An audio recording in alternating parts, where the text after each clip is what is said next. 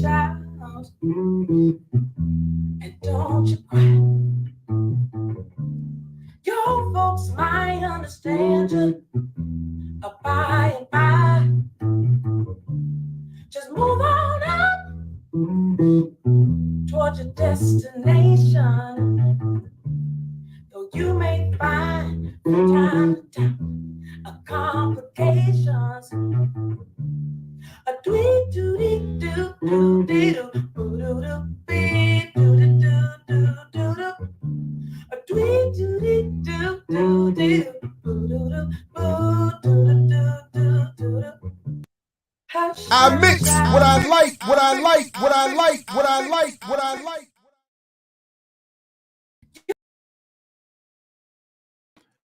Oh, what's up, good world? My bad. Welcome to another edition of I Mix What I Like right here, BPM. And I should call it Lukeman What I Like. Jackie Lukeman joining us this morning, fresh off the party last night. What's up, Jackie? Good to see you again. Good to see you again, fresh off the bomb party. That was so great. Had a great time. Thank you again. Thank you and your family again for inviting me into your home. And so now next time I'm just gonna roll up, walk on in the house, open up the That's it. fridge, kick off my shoes first, kick off my shoes, and just chill with the girls and Roberto and yeah, we family now. That's it. Now it's official because yeah, you can't. Next time you come over, you can't act like you're not already family and home. So, yeah, I lost my color again. I don't know what it is. It is what it is with the lighting here. I don't know what too that. much of the dirty Sanchez last night. Oh, is that what it was? Okay, that was funny. We'll work on it. I'll work on that. Greetings, everybody. Greetings to you, Coco. Greetings to Christina. Welcome as a new member. Please let everybody know that we're on and popping, and we have a very special guest here. I had wanted, first of all, Vicky, welcome as a member. Stuart, welcome as a new member. Goddess Crew, I think, is coming back again as a new member. Noble Brown, welcome to you as well. And ZZ Lion in the building. James, greetings, everybody. Thanks for coming in this morning. Thanks for supporting the event last night and the continued support of the platform. Please do like, share, subscribe, do all those great things that you need to do. And without further ado, we want to wish a very happy belated birthday to one of our favorite philosophers, political scientists, strategists, historians, and activists. And back again joining us is Daruba bin Wahad. Good morning, sir. Ooh. Welcome. Happy belated birthday. Good to see you again. Man, you got to stop with that stuff, man. What? I'm saying, but it's true. I'm just telling you. Disperse is a curse nowadays, man. It's like denigration, man. Because most intellectuals today, man, they're on some stuff. I'm not you guys, not the ones with consciousness, not the ones that's trying to produce revolutionaries. I'm talking about the ones that's all hung up on this, once we were kings stuff, forgetting that somebody had to clean the bathroom, somebody had to empty out the toilet bowl, and it was probably my ancestors that was doing that part, so I identify with the working class. So please, I beg you. But that's why. But that's what continue. That's one of the reasons why we appreciate you so much. Because I know I feel exactly the same way.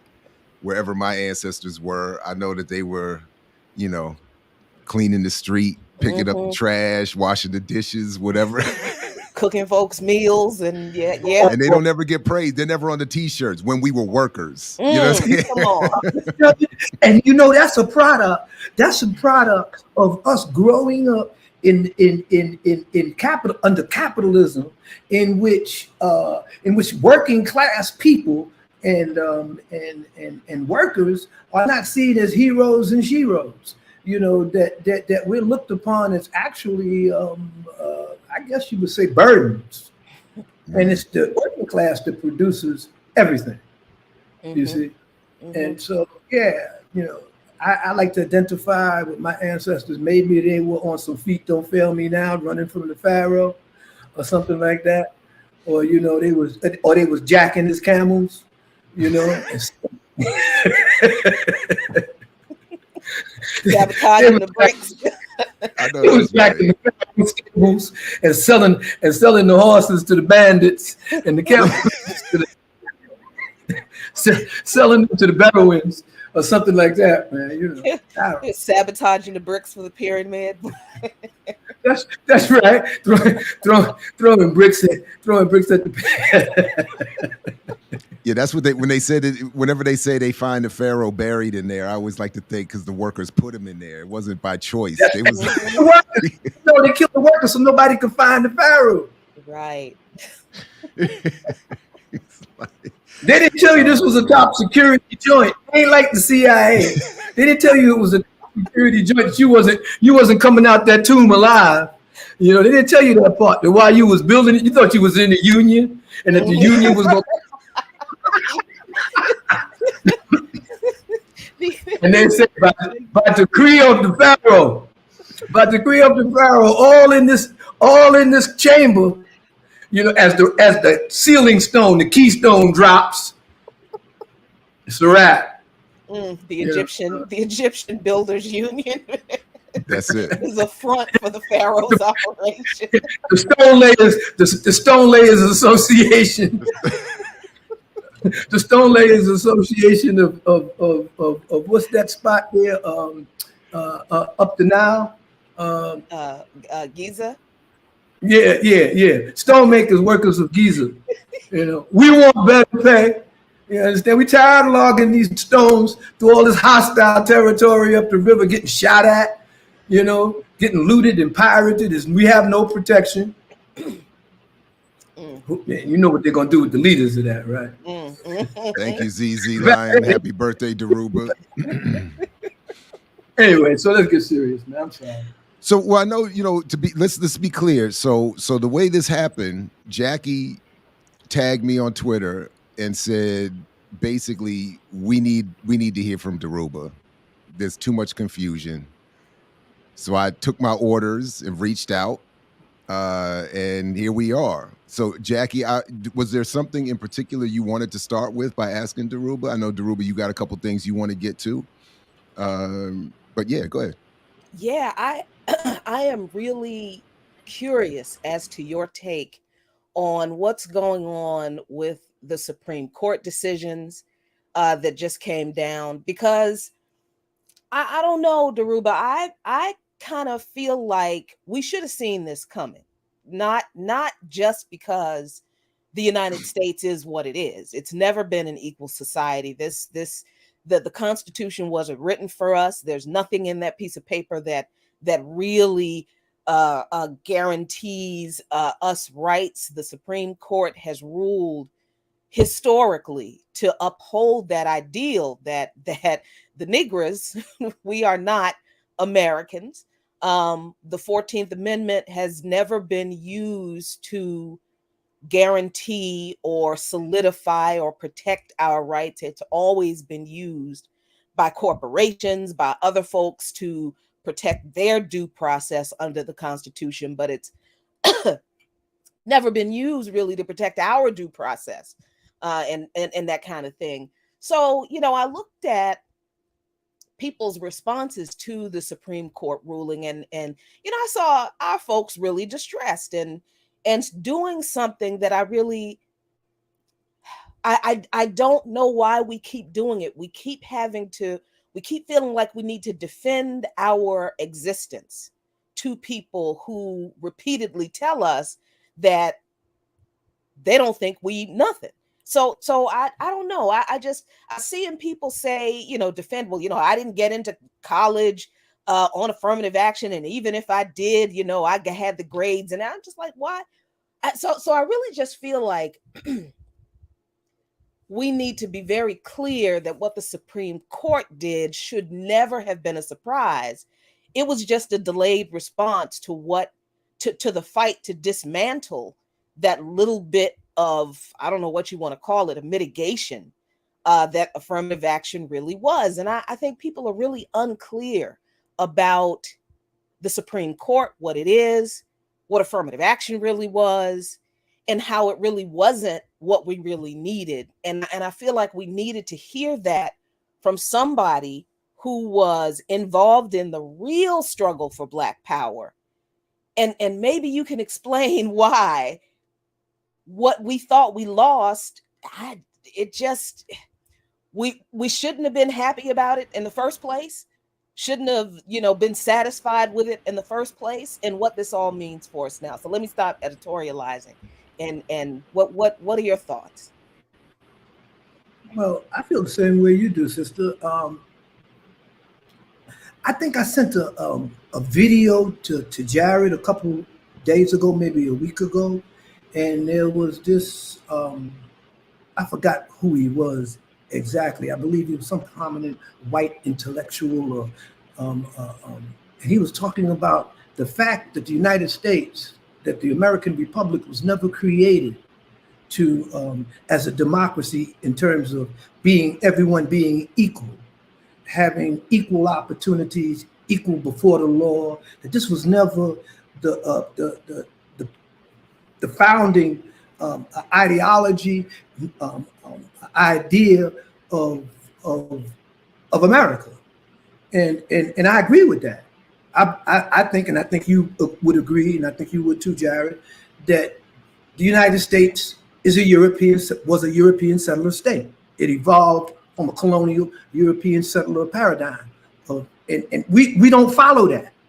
So therefore, we don't understand what the purpose of the Supreme Court is. The purpose of the Supreme Court is not to secure rights for everybody and citizens, because if it was, it would abolish the Electoral College system. Because the Electoral College system is the major mechanism of ensuring that elites and people with property and those who have privilege are above the law, and that that one person, one vote does not apply to them. And the United States is the only so-called, quote, democracy that has an electoral system.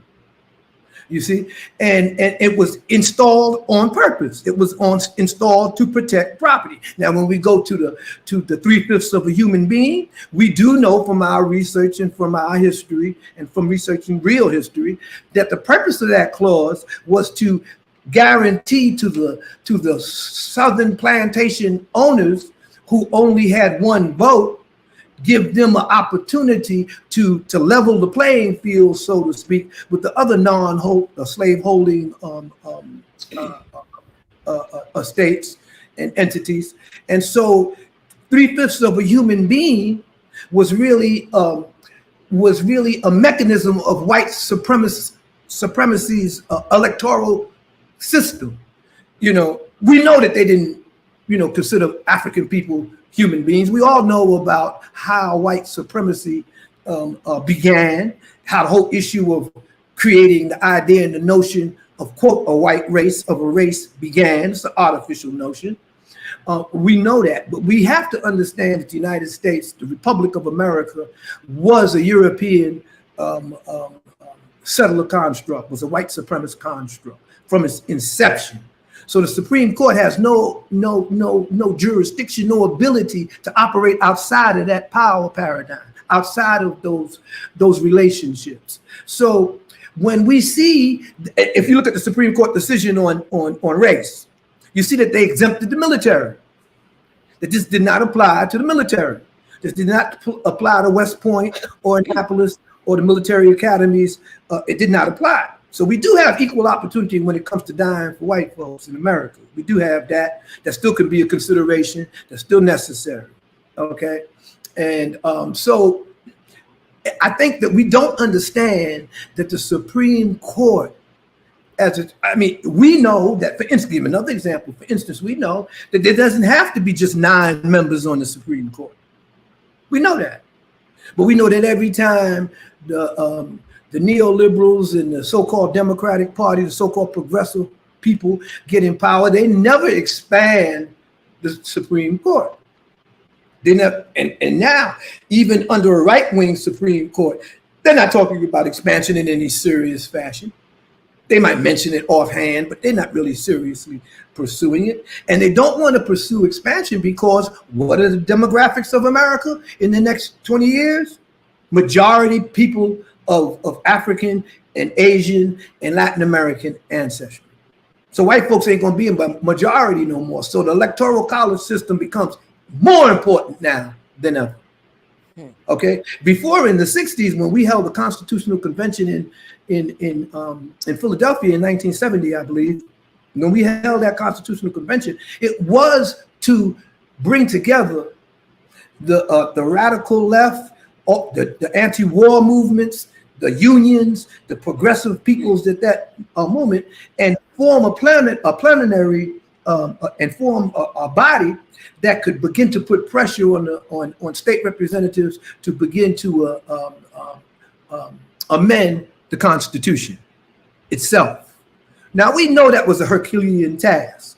We know that that was going to be resisted every step of the way. But the idea, and which brings me to something that I mentioned to Jared a little earlier about our beloved brother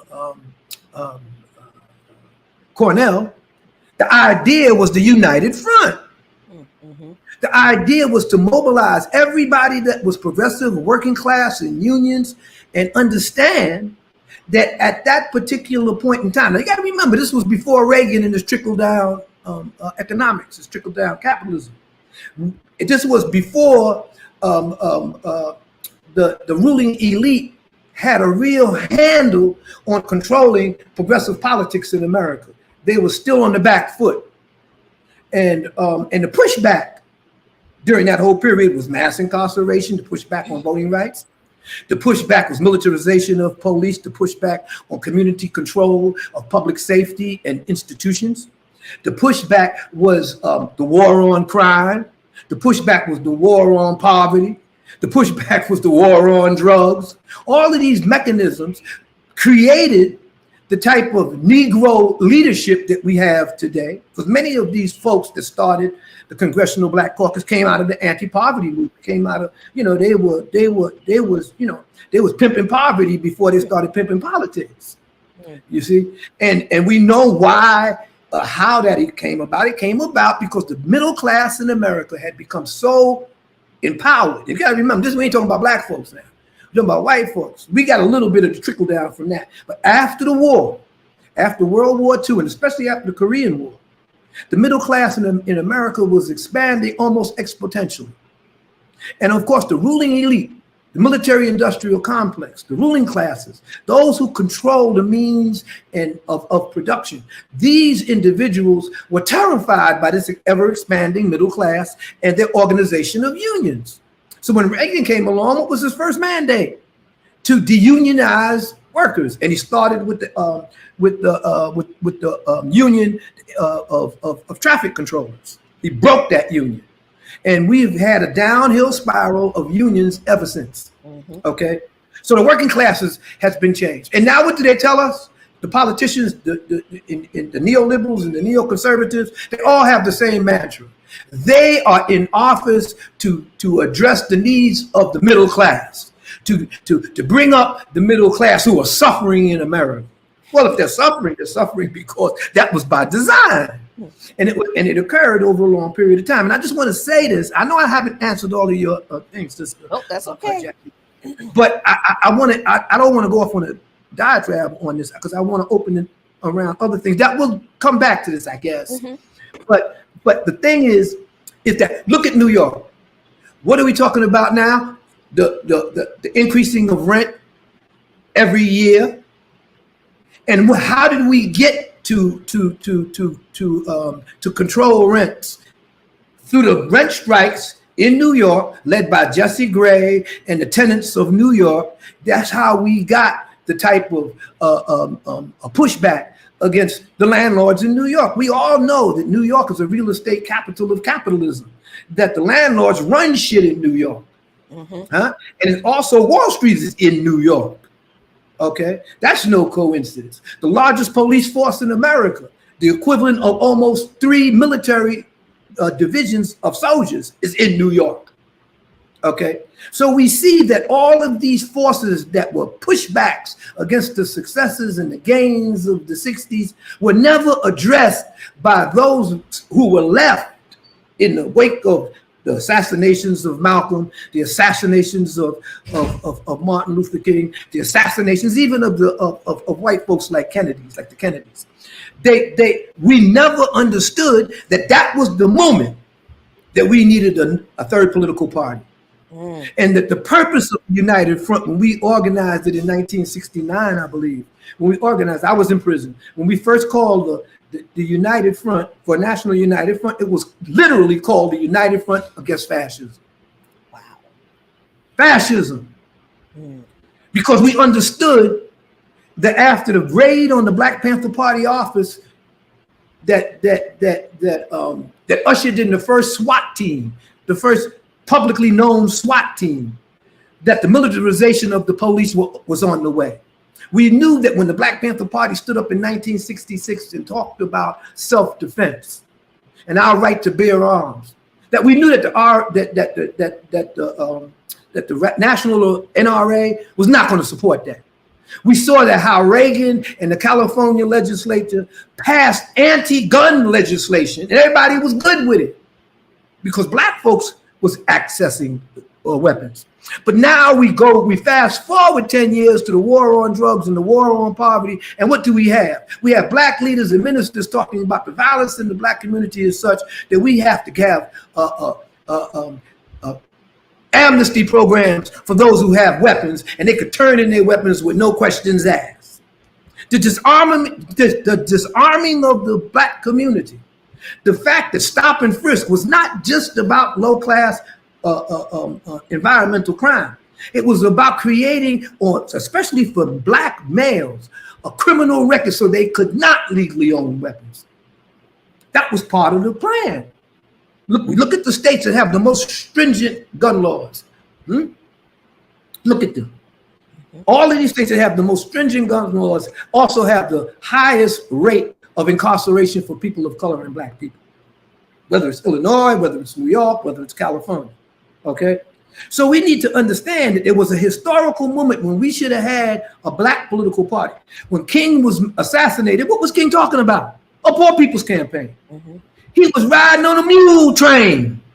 He wasn't riding in no limousine, and no, he was riding on a mule train. He went to the South there to support garbage workers. And then when he was murdered, what did Jesse and them do? They took the slogans, they took the bloody t-shirt, and they went and abandoned the working class movement and poor people. And Jesse started talking about Operation Push, getting more Blacks into corporations, making decisions. Black capitalism became the mantra of every criminal, would-be Mitman, and would-be con artist that you could imagine. It was all about Black capitalism. And what was the first thing out their mouth? Black on Black crime. How was we going to fight Black on Black crime if we didn't control public safety? How was we going to control Black on Black crime if the military if the police were militarizing it this whole period, during this whole period, how could we possibly control this?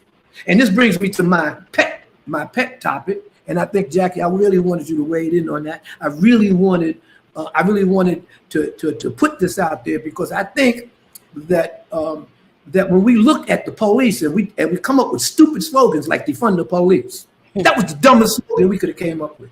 That's because we don't understand our own radical history and some of the things I just said. Yeah. And if we understood our own radical history, we would have said, instead of defund the police, we would have demanded community control of public safety. We wouldn't even use the term police. We'd have said public safety, of which police are involved. Public safety also includes your health environment, sanitation. It includes how our children are treated in the streets. It includes all of these things. And back then, when we organized the National United Front to combat fascism, we didn't organize it just to be a Black Panther Party program and project. Everybody that attended that conference, that 3-day conference, on a united front against fascism, went back to their individual city and organized national committees to combat fascism in their own cities. And their objective was to put on ballot community control of public safety. That was the agenda.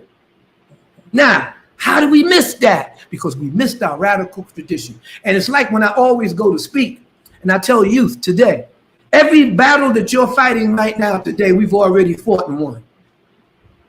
So how are we refighting the same battles? How are we visiting voting rights? How are we revisiting educational institutions integration? How are we revisiting, all of these things?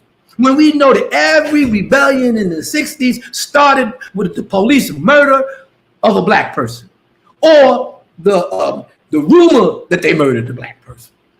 So police brutality was at the root of all of these spontaneous rebellions, of which King said that these spontaneous rebellions were the voice of the voiceless. They were the expressions of those who had no other way to express themselves. If we had no other way to express ourselves, if we was burning down cities, why don't we have a black political party? In Gary, Indiana, when we tried to convene, and I think it was 1972, 71, I forgot what year, I think maybe a little later, Jesse came in, with his medallions and his afro. He came in and helped sabotage it. The same Negroes in the Congressional Black Caucus helped sabotage it because their vested interest was in the Democratic Party. So the idea that Fred Hampton came up with was a policy idea of the Black Panther Party, the Rainbow Coalition. Huh? And the Rainbow Coalition involved what? In its initial stage, it involved white poor workers from Appalachia. It involved Latinos from Puerto Rico and Mexico. It involved Asians in Abu Khan from Japan and China. It involved black workers and urban disenfranchised and unemployed workers. This was the United Front. When Jesse finished with it, when we hear it, fascism is no longer in the equation. The term fascism is no longer in the equation. And we're talking about some neoliberal progressive unity. We have the so-called Gang of Four or whatever they're called, AOC and all of these folks. And when you listen to them and you hear their politics isn't radical at all. Their politics is hardly progressive. AOC and all of them endorsed Israel. They endorsed the settler state of white supremacy in the Middle East. They endorsed that. They said it has a right to exist. Who on this planet is going to tell me a European white supremacist settler state has a right to exist? You can't tell me that. You could tell some other crackers that. You could tell some liberals that. Oh, well, Palestinians should be included. We should have a multi-state democracy. That was never going to happen. And we could see now how it's proceeding. So I said all of this to say that when someone comes up, and I know you, and I'm going to end with this. You remember that Jesse Jackson's campaign, and the slogan was "Run, Jesse, Run." This was the Keep Hope Alive, Jesse. Keep Hope Alive. He was popping that Keep Hope Alive until Bob Hope died. So just quickly, Bob Hope. Just very quickly, I just want to let the Gary, Indiana conference was 1972. And shout out to my crew, Organized Community of United People, Organized Coup. We took the original document and reworked it for our founding document. So at one point I was very familiar with what they were advocating out of that conference, and it sounded great. But to your point, a lot of the content got co-opted and was corrupted from the beginning. Yeah, but anyway, I just wanted to throw that. Yeah, I'm glad we got that point. So what I'm saying is we went to that third political party, and in each time it was sabotaged from within. It was nullified and neutralized based on the same notion that we can't win, so let's pick the lesser of two evils. But the lesser of two evils is still evil. You see, and we was told that that's what we had to do in order to get some leverage. Now, what were we getting leverage for if we couldn't exercise community control over our basic institutions? What were we getting leverage for?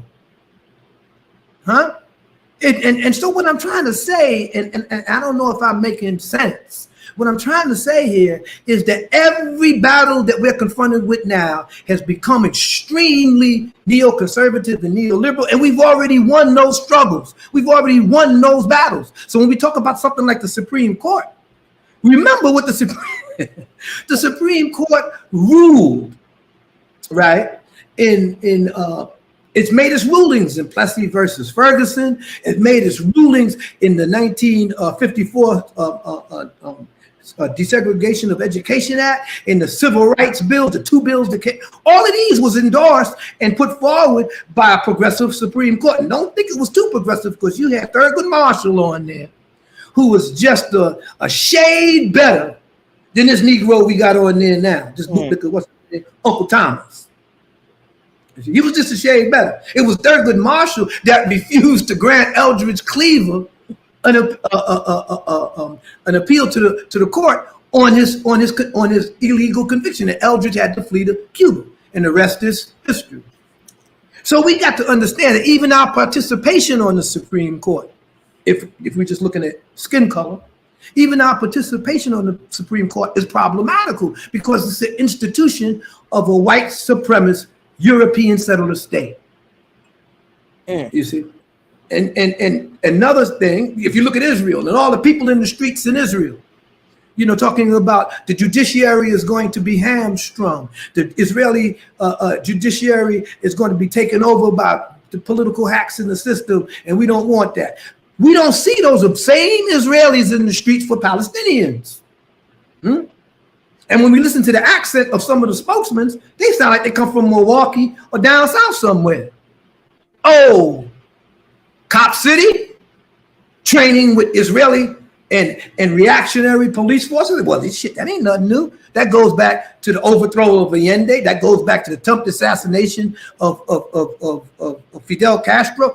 There's a long history of the United States law enforcement agencies working with reactionary regimes and dealing with them. Which brings me to my topic. I'm going to end it here. Is that we now, that I'll move right now, if we're talking about seriously trying to put some kinks into this, one of the moves that we really have to make is we have to have a class action suit to decertify the police unions, because the police are not workers. The police are armed agents of the state. And as armed agents of the state, they're enjoying privileges and rights that the ordinary citizen doesn't enjoy. They have the power of life and death in their hand. There's no other worker in America that could decide to kill you based on his job. Okay, and then say I was scared for my safety. Okay, so the police unions have to be decertified, but don't think that we're going to win that struggle. I doubt it very seriously. The point is the same point that I heard Cornell mention over and over again in this campaign, was to organize people around basic fundamental issues and bring them together so that we could talk about a serious national unity rather than a liberal or neoliberal uniformity. Okay, so I just want to throw that out there, because that was the things that I wanted to drop on my beloved brother Cornell, along with Curtis Mayfield, of course. I'm your nigga, I'm your daddy, I'm the nigga in the alley. Yeah, I could deal with music too, so I'm with that. Well, yeah, Jackie, go ahead. I didn't know if you wanted to follow up on that. I definitely want to hear more from what you both think of Cornell West's run and what its impact might be. But Jackie, go ahead. Yeah, I not only are you making sense, Daruba, it's just that this is that Black radical church that Jared you were talking about. This is what this feels like for me, because the more I learn about our radical history, and I certainly don't know everything, the more I appreciate the fact that we are able to tap into the people who made it, Daruba and others, to remind us exactly what you just told us. We've won these battles and we've gotten off course for a whole lot of reasons: infighting, the liberal infiltration and co-opting of our messaging, bad messaging from the beginning that we have had, particularly out of this 2020 uprising that needed to happen. That uprising after the public lynching of George Floyd, that needed to happen. That was righteous. That was right. It should have happened. But some of the messaging that came out of it was off because we're not organized, because people didn't get organized like we should have. So I really appreciate the historical framing and reminding us, Daruba, that we've done this, but we have more work to do.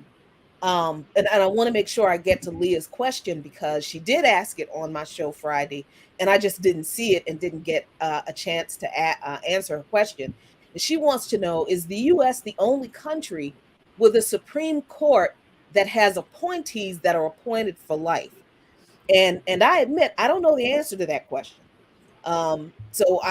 Is this country the only country with Supreme Court appointees that are appointed for life, Daruba? Is this the only spot where they do that foolishness? Well, I don't know. I haven't looked at that either. I don't know. It could be. I've been focused. I do know that the United States is the only one that got electoral college system. Mm-hmm. And the Supreme Court was organized the way it was in the so-called separation of powers. Can I interrupt just very quickly? Sorry for the interruption. I just want to again, this is by far from scientific, but according to this foreignpolicy.com, except in the United States, no country in the world gives its most senior judges jobs for life. Jeez. A fact that adds to new appointments, creating a divisive make or break moment. So apparently this is exclusive. America does exceptionalism quite well. Exceptional. And here it is again, exceptional well. So there you go. Yeah, you see, and I think people don't really get it, because every time we hear black folks that's supposed to be leaders, whether it's the Meeks or or all of these other Negroes, they're always talking about how America is greater than this. This is not our nature. This is not our character. America is this is a threat to democracy. America is an idea that white supremacy instituted in order to maintain control over a territory and people and slavery and workers. It's an idea. America has no character. It has no national character as such. I mean, if you travel abroad, the only character that Americans have when they're abroad is that they're the loudest motherfuckers out there. You go to the airport and you hear Americans, especially black folks, they loud. And I be over there smiling, I should be over there smiling. I said, I hope they didn't take that malaria prophylactic, to take the anti-malaria drug, because that drives black folks crazy, the anti-malaria. I stopped taking that when I first started coming to Africa in the 1990s. Because I was going crazy. But I don't know what they got in that thing. But anyway, we be loud. And now you see, we have sunk to the level where we have sisters twerking at the slave fort. They at the slave fort in Cape Coast, right here at Elmina, at the top of the slave fort, twerking. No, it's true. It's true. No, now look, I don't believe either one of you. No, you know me. I'm blaspheming, lying on a Sunday morning. No, it's true. I saw the video. I'm all for sisters doing our thing, when and where we want to do our thing. But come on, y'all, that was they were 5 bridges too far. Yeah. But what I'm trying to say to you, there's a reason why personally, I don't have too much interaction with expats here in Ghana. That's the reason. Their politics is so low that you need a limbo bar to get under. How low can you go? There they go, the twerkers. Yep. Don't play. Well, I can't. I just couldn't believe that. That's yeah. I just don't believe it. There's Pan-African solidarity. Now remember too that the major export from the U.S. that personifies and almost defines American character is black music. Right.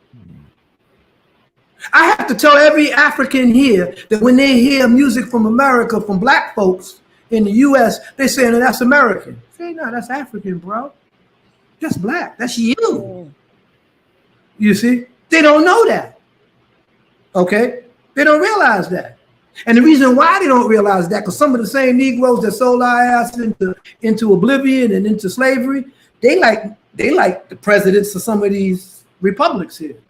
They like the descendants, the political elite, the ones that betrayed Nkrumah. They all come from that long line of families that were collaborating with the British, that was collaborating down the line to do our monkey asses in. Don't get this twisted. So when Boyce Watkins come over here and tell you he's got an important meeting with the president, and they're gonna take a group photo together, and when you have Rick Ross, you understand, driving down the streets in his rented limo, and all of the rude boys are doing wheelies on their motorcycle, circling this thing because he's a hip hop hero. You see, it's our culture, just exported. So who better to articulate this than our beloved brother, Cornell? I know he understands this. So as president, he should understand that the only culture that America exports, just like they did jazz back in the 40s and 50s, they exported jazz to hype Americanism and American nationalism and its policies abroad. They're doing the same thing with hip hop culture. And they've done the same thing with hip hop culture. I've been here long enough to see the evolution of Nigerian music from Kunta Kinte, not Kunta Kinte, from Fela Kuti. From Fela Kuti, Kunta Kinte. That's going back a bit. That's going back to talking drums. But What is we doing?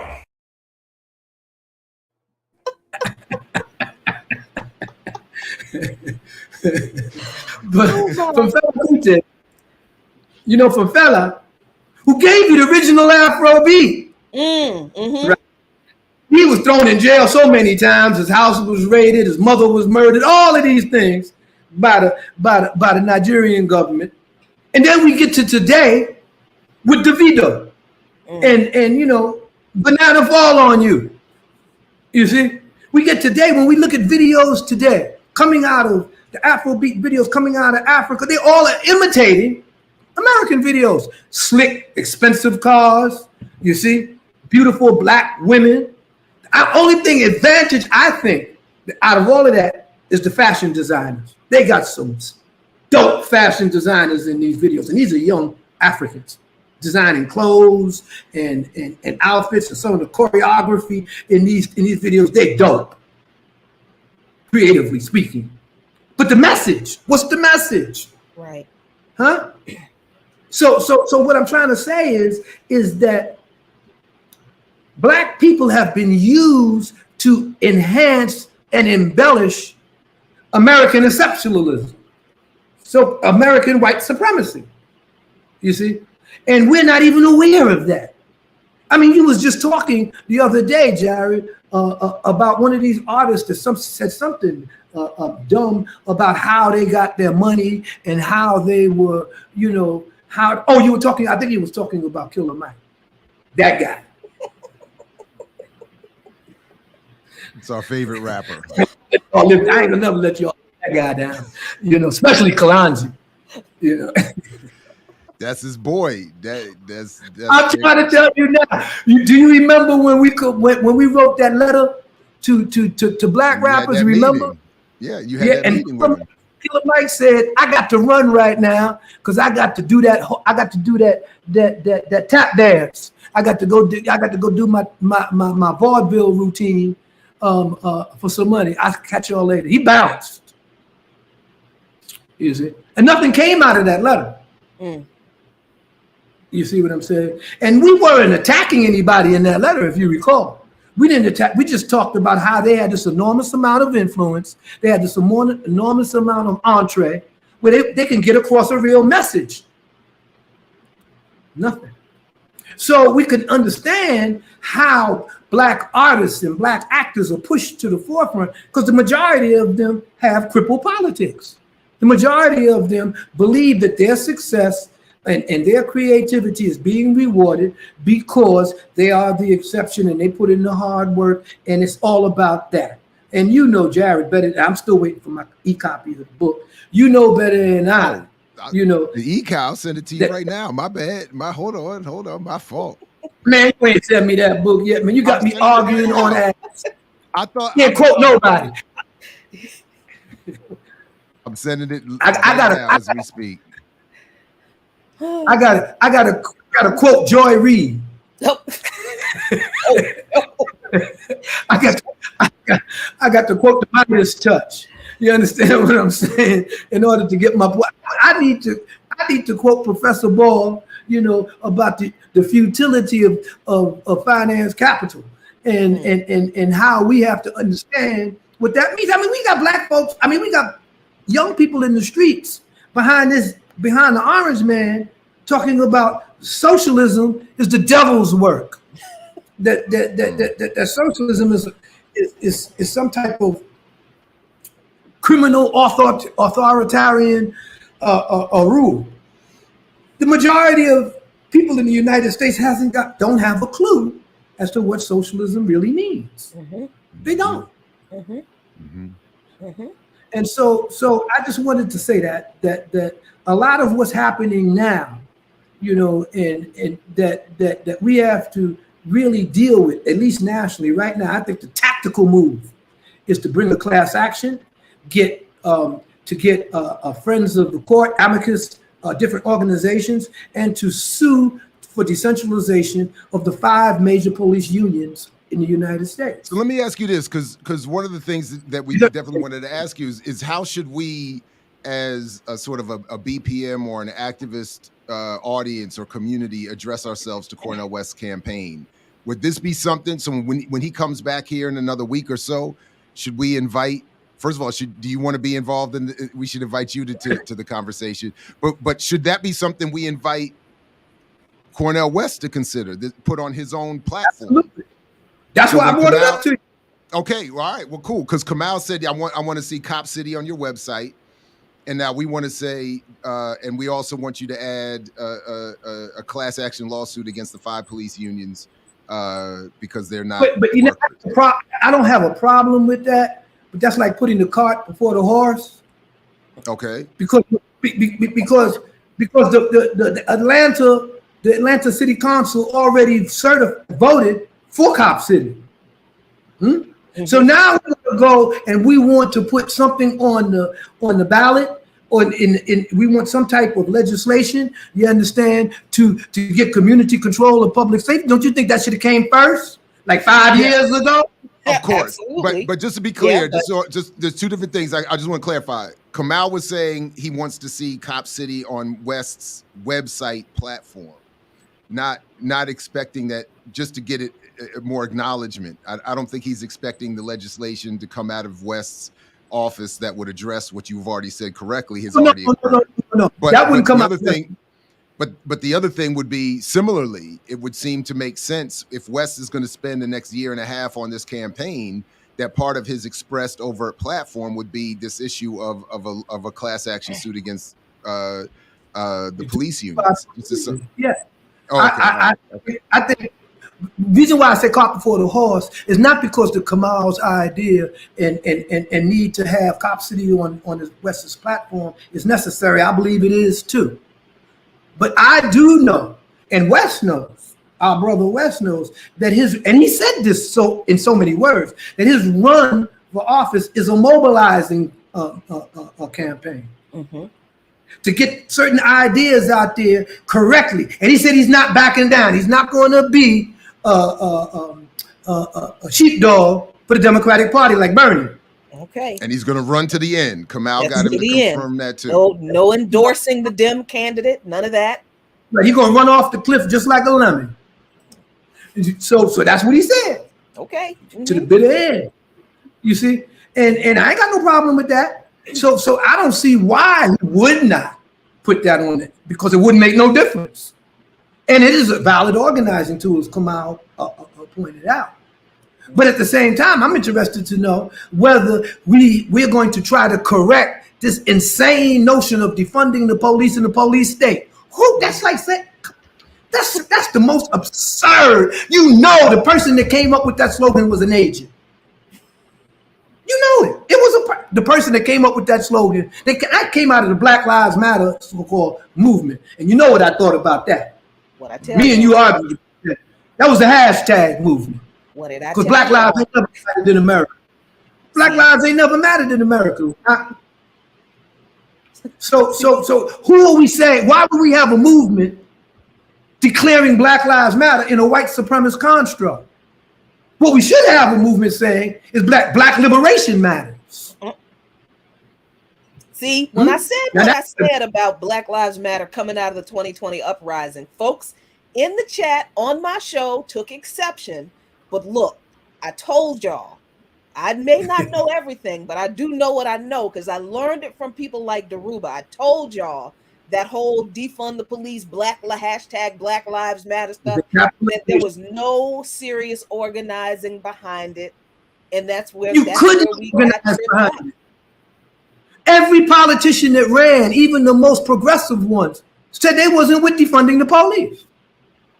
Now, how are we going to redefine the police if they function as the armed agents of the state and they have more political clout in our community than we do? You got black legislators and black elected officials that are more considerate to the police union's position on their campaign than they are to us. Look at what you got in New York. Look at this buffoon you got in New York. Huh? What's his name? Eric Adams. That little Negro. Adams. When he was in the New York Police Department, he pioneered the Black Police Association, the Black Police Union, because black folks was being discriminated against in the PBA. So, what I'm trying to say here is that when we come up with these slogans, when we come up with hashtag movements, we have to understand that that's a strategy of the enemy. And that strategy is encapsulation of the movement and taking the oxygen out of the room for real revolutionary or progressive or abolitionist ideas in the movement. So defund the police had to come up, just like black on black crime has to come up. Just like, we got to get the guns out of the black community has to come up. You don't hear white folks saying they got to get the guns out of their community. They're trying to get more guns. And the murder rate amongst white folks is 3 times the murder rate in black people because there's more of them. Mm-hmm. You see? And so we are we hustling backwards. It doesn't look good for the home team. It really doesn't. And yeah, the Hate Awards have just been announced. The takeover is taking place Tuesday morning to celebrate the 4th of July. And just for the record, I honestly have no idea. I am not a part of it. I'm not involved. I have no idea. I'm just along. You're just a candidate for hating, right? Oh, I didn't even make it this year. I did not hate nearly hard enough. I might get an award. I might be given an award for failing to hate hard enough, but I don't think I'm nominated. I think we'll have to see. We'll have to see who the nominees are. There's still some late entries, so we'll have to see. But anyway, I didn't mean to interrupt the flow. I just didn't notice it. Yeah. I was just trying to say that where we are at today is a consequence of what happened yesterday. Mm. And the failure to define this based on our radical history and our radical tradition means that the way we're going is not where we want to be. Fascism in America is on the march. It's not just on the march in the United States. It's on the march all over the Western world. You see, all over all of these nation states. And why is fascism on the rise today? I think, broadly speaking, it's because the influence of the West and Europeans is waning. I mean, look at what just happened in France. They kill a young teenager from an immigrant family, and the place has been burning ever since. Mm-hmm. And this was like almost a week ago. Right. Then it spread to Belgium. So this brings us to what is Europe right now, politically, economically, culturally. What is it? What is NATO? What is the European Union? What is its relationship to us in the United States and black working people? What is its relationship to oppressed people, whether in the Middle East or whether in Africa? You see, all these things become clear when we understand our own radical history and our own radical tradition. We've supported the Palestinian people's struggle. The Black Panther Party did since the 1960s. We had a committee to support Palestine in New York. I was on the committee, okay, to support the Palestinian people's struggle, okay? So we had a history. I mean, we could go back to Paul Robeson. We have a history of solidarity with other oppressed people based on our understanding of our oppression and our struggle against the European settler state of the United States, okay? So how do we lose all of that? You see, how do we wind up with these individuals talking about Israel has a right to defend itself? How could a black person say that when it's a usurped territory? You see, when it's obviously a white supremacist settler state. You see, that brings me to my next point: the criminalization of the BDS movement. Are we going to ask Cornell? Are we going to say to Cornell? And I think I've heard him say that. He started talking about how the BDS movement was a legitimate movement against the apartheid system of Palestine. There's no doubt that our brother has a correct analysis of that. But is he willing to say these simple words that the state of Israel is a European settler state? I got banned from colleges, speaking in colleges in Europe, just from that statement alone. Just from that statement, because it's the most cogent statement around the existence of Israel.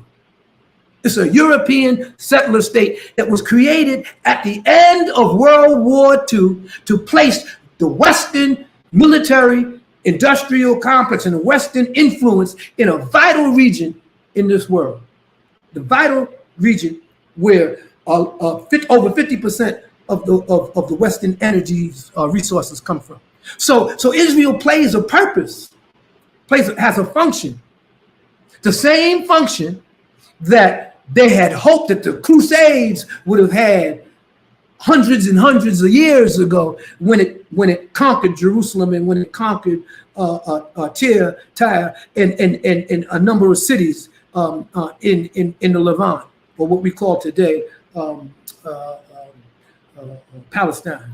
And so what I'm getting at is that if we just start with local politics, like Kamal was talking about with Cop City, we're going to expand and see the relationships between these corporations and the military and the police and the state with all of these fascist and racist reactionary states and institutions. We're going to see all of those relationships. So then we understand who our common allies are. So when we come to something like the BDS movement, it's not a mystery how the U.S. government and how AIPAC, that's the one I'm coming to, and how AIPAC could put so much pressure on corporations that they would declare, and states would declare, that it's almost a crime for BDS, for any company to join the boycott movement. It's almost a criminal offense. Okay, so how do we conquer that? If we conquer the militarization of the police by going after the major force behind it, their unions, the major political force behind it, their unions, we should do the same thing with AIPAC. AIPAC, we should have a class action. I don't know why BDS those organizations haven't brought a suit in federal court declaring or asking the U.S. government to declare AIPAC an unregistered agent of a foreign country.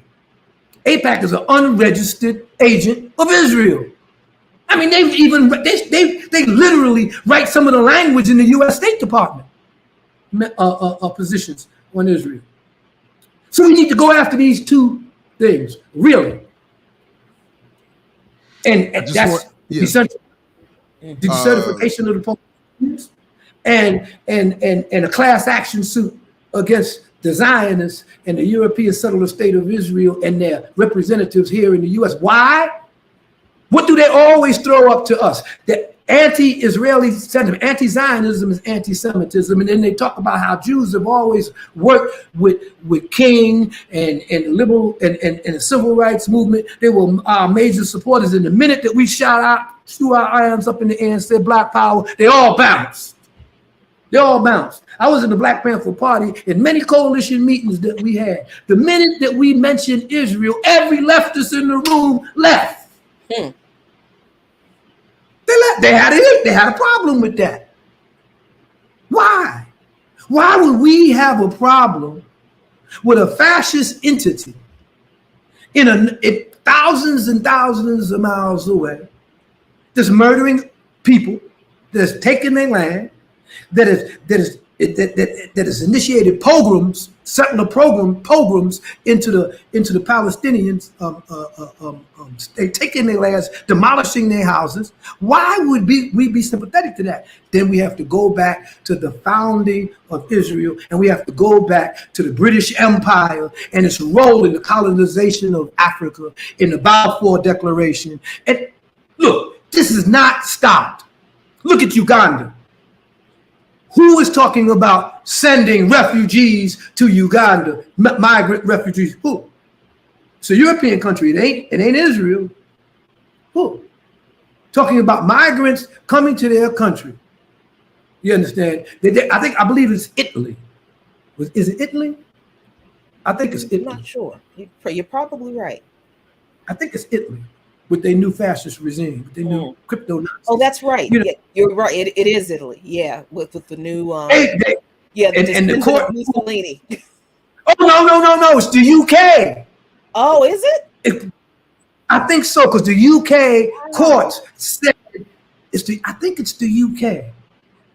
Their courts said that this move was somehow, contrary to their constitution, contrary to their laws. And so, I mean, you had migrants on the plane ready to go to Kampala, ready to go to Uganda when it was stopped.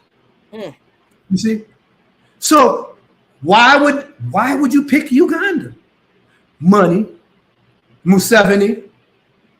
Look at Museveni's track record. Huh? Mm-hmm. Look at how he betrayed Gaddafi. Right. We got to understand, that we are confronted with a global and national dilemma that has many connections and facets. And if we are not clear in our politics on who we support and what's in our interest, we will be used against our own interests. And that's the sad part about this, you see. Because I think, Jared, you mentioned somebody that was going to do a concert in Israel, a prominent rapper or artist that was going to do a concert there. Was it Chaka Khan? Back in honestly the day? Don't remember. I mean, I think we did talk about Chaka Khan doing a concert in Israel and being disappointed that she actually went. Yeah, that she actually did, over the objections of people who were telling her. And I thought Alicia Keys had that issue too. Was that not another one? It was a few folks. Okay, look at this. Everybody tries to claim their legacy in the Black Panther Party. Didn't Shaka say she used to be in the Black Panther Party? Yes, she did.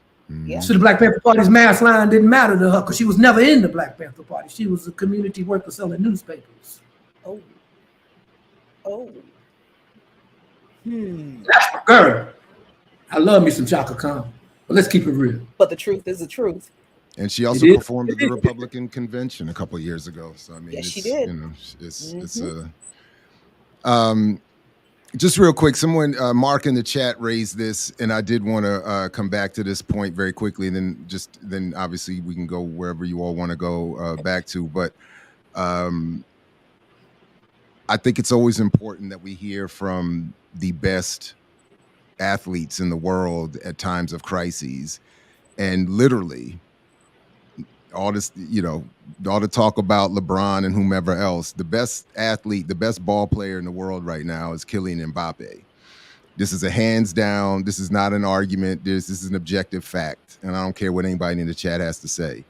The problem, however, is he often politically acts like the most popular and famous athlete and best athlete in the world. Kylian Mbappe calls for an end to violence. By the way, he's a French national, born and raised in a suburb of Paris.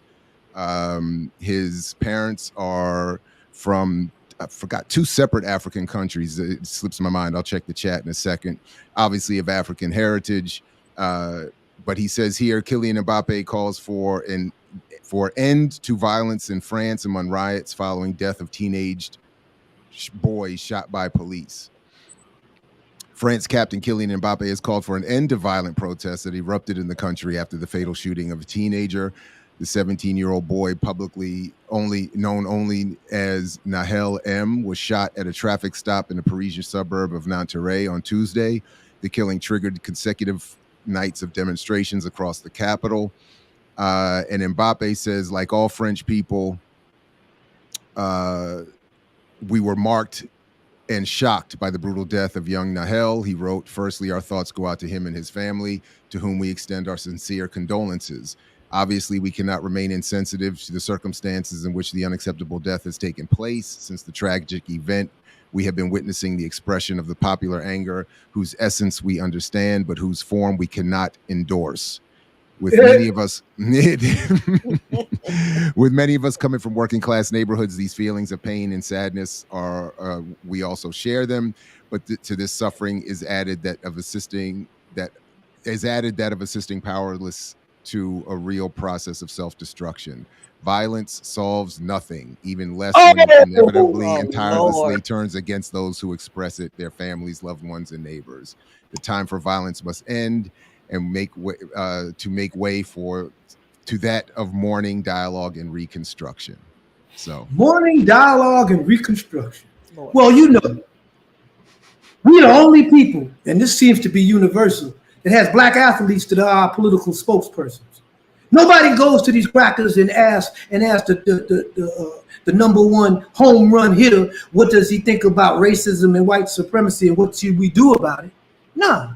He tells you, well, there's other people that's doing that. I give my money to this charity, or I give my money to this charity. I got to go practice now. Huh? This Negro over here, whatever his name is, I just had a discussion. Give you an example. I'm in Ghana. I'm in Africa, and what we call soccer and they call football is big here. And Ghanaians can't understand why they can't have a winning team, even though they got all this talent. I says, you know why? they're all in Europe. Because you think like that Negro there. That's why.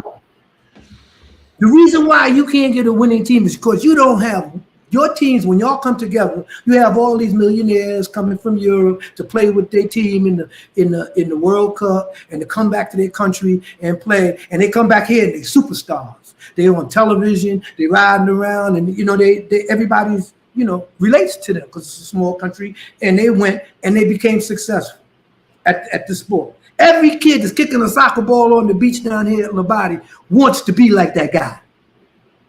Huh? And you can't build a national team with punks like that. Because they don't have no soul. They ain't got no spirit. They ain't got no idea or notion of how you have to go all in to win. And that's what he was saying. Oh, we understand why you feel this way, but hey, violence doesn't solve anything. Just to be clear, just one quick point. The other reason, in addition to what you're saying, is that once a Ghanaian or a Senegalese or whoever else is identified at an early age as having some abnormal talent, they're absconded and more or less with the permission of their family taken to Europe. And then their citizenship gets switched over, and then they play when they become talented enough. They don't play for their African nations. They play for whatever European nation raised them. And let's take that to a whole different. Let's take that to the next level too. Mm-hmm. Not only are they kidnapped and absconded and taken there, the reverse happens. Ghana believes that they can't win because of their coach. So they always import a white coach. They'll bring in a white coach because they say, one, the game was invented in Europe, and who better knows the game than these people, right? So what are you trying to say here? You know, y'all Negroes play cricket. You gotta love the whiteness of North America though, because here it's the exact opposite. As soon as they brought in that German Klinsmann to run the U.S. national team, everybody went up in arms. They got mad at him for bringing in all these Europeans to play as Americans. And they were like, get these out of here. And then they started worrying about how many Hernandezes and Sanchezes were popping up with that dual, deciding whether they were going to play for Mexico or the U.S. And there was this jingoism. So they was like, get back to, we'll take our Black Americans, because the United States has a long history of using its Black citizens to play for them. But the Latinos and those coming out of Europe, and then of course they went back, and after a long search and a whole bunch of controversy, which we can come back to in another show about what's really going on with U.S. national team, they came back with the same white man that hadn't done anything. But the point was, we need a white man, English-speaking white man from the United States leading this team, whether we win or lose. It's like winning is less important than having the appropriate whiteness representing the team. But everybody else, to your point, and that's extended all across the board. When we look at track and field, everybody, 98, damn near 99% of the stars in track and field are African or Black. But when you hear the announcer talk about the individual athletes, they always attribute their nationality to them. You see, they attribute their nationality. And you have teams, you have Holland, the Netherlands, France, Britain, all of them are on the same relay. You understand? And every last one of them is Black. And this guy will tell you, oh, so-and-so is from France is a favorite. So how do you expect? France had Griezmann and Lloris in goal, and I think that was it. And it was a straight African team after that. Sorry. Yeah. But everybody out there is African. Mm-hmm. So if the athletes themselves identify with we know that these nations import our athletes in order to make their national teams and their teams great and their leagues excel. Okay, the physical talent and all of that stuff. We know they do that.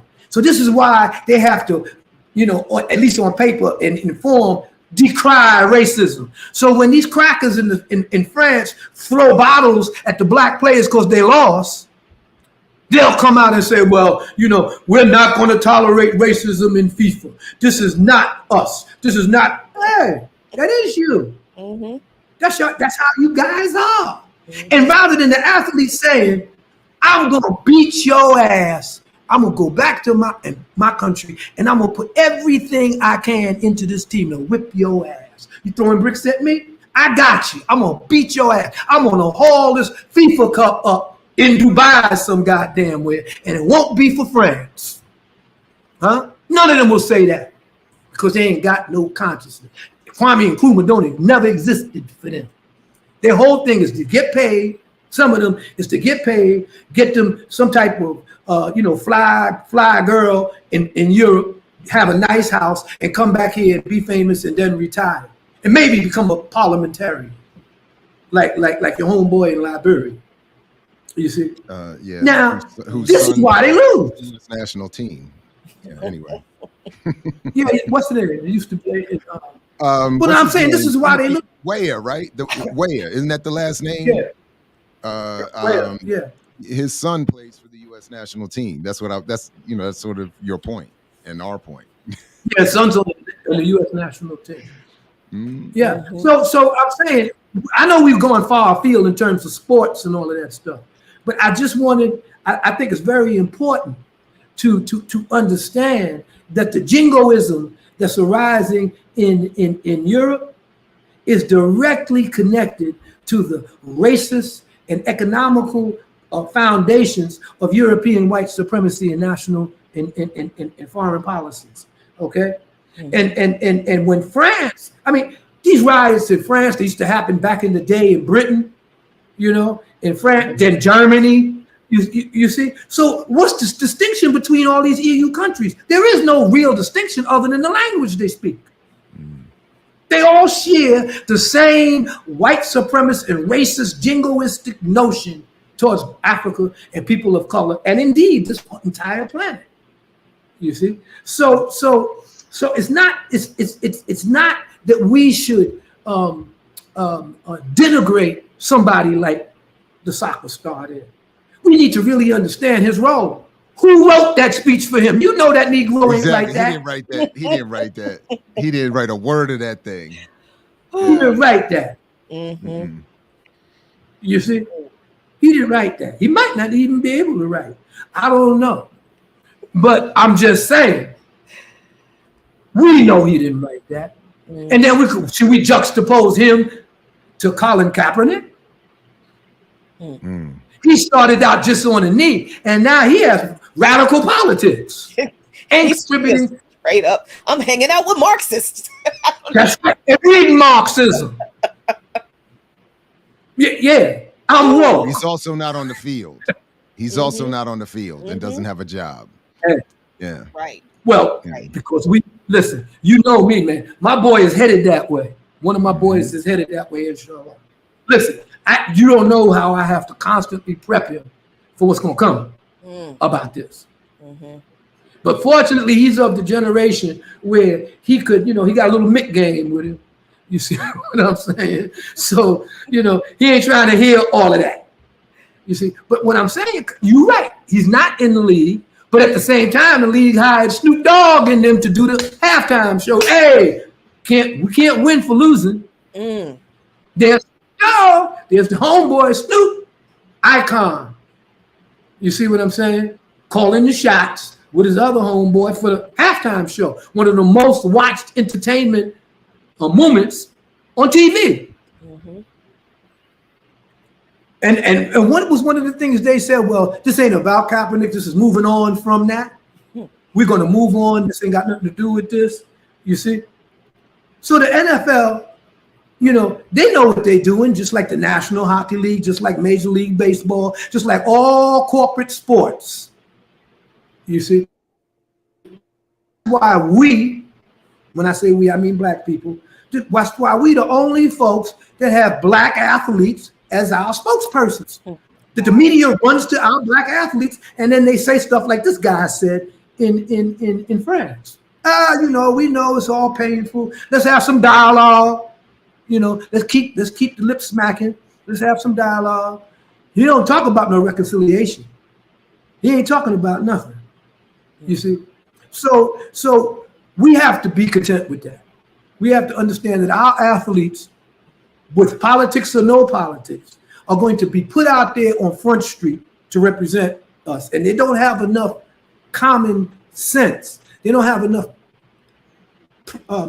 self-esteem or humility to say, look, I play ball and I do have my opinions. But if I voice some of my opinions, people might think I'm a little extreme or whatever the case may be. But there are organizations that I respect and that I donate to. And I think if you really want to know what's happening, with police brutality in Chicago, maybe you should go talk, to the Chicago, community, leaders against police brutality. Because I think they got a better analysis and handle than I do. You see? And they won't differ. They'll say, well, they'll give their opinion. And we know what opinions are like. See? I ain't going to use that word. But we all got them, and they all full of it. You see? And so we.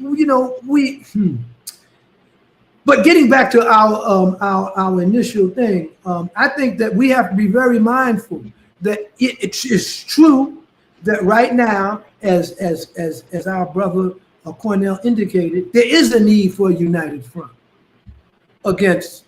I know it's against fascism. I know that that Cornell might call it the oligarchy, the oligarchic state, or the corporate state. I'm not going to quibble over that because that's an accurate definition too.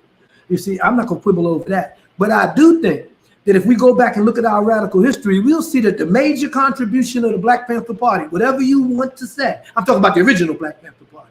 I'm not talking about the Black Panther Party after 1971, when Eldridge came back, and when Huey was slinging yayo, and when Elaine was running for mayor, and Bobby was running for city council. I'm not talking about that party. I'm talking about the original Black Panther Party. That when they were talking about legislation in California against Black Panthers carrying guns, when they were talking about police brutality, when we were talking about all of that stuff, fascism, the consolidation of the right was not yet fully completed. We are now living in an era where the right wing is consolidated. Right, that's right. Where the right is consolidated all the way down to the most liberal neoconservative. There is no left in America no more. What's the left? We should say, what's left? you know, there is none. And what do the right racists and the orange men constantly babble about? The so-called radical left, the so-called Marxists, they took the terms that we were using and turned them on us to mobilize these dumb to mobilize these people. And I always say you can never underestimate the power of plenty of stupid people. Plenty of stupid people could have power. Don't think that because they're stupid, they ain't got no power. You see? I mean, look at Trump. The reason why there's this distinct support or dislike for Trump is because white folks are embarrassed by him. Yep. That's why they're always trying to explain him. They're embarrassed by this dude. Re-elected this knucklehead? Really? I mean, you got to understand, Trump is a stupid white boy. Really stupid white boy.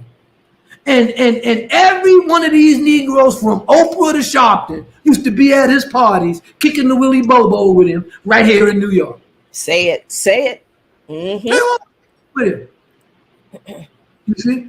And Jared Kushner, he was one of the biggest slumlords in New York. Yes, he was. Baltimore Influencing. too. Oh, that's right. Yeah. Down there too. Yeah. So what I'm trying to say, I guess what I'm saying is that you cannot underestimate the power of masses of ignorant people. You can't do it. Because somebody, a fool like Trump will come along and say, oh, if I push this button and push that button and push this button, these knuckleheads are going to react. Have you ever seen some of them Trump rallies and these crackers just there? I mean, this is like a Broadway play. You would say, man, this is a movie. You see how some of them be dressed? So Daruba, let me ask you this question, since you're talking about stupid people having power, because I will admit, because I'm a journalist and I always tell people I am not unbiased. I think a so-called unbiased journalist is lying, and they're probably an agent, because if you're reporting on anything, you ought to have an opinion on what it is you're seeing.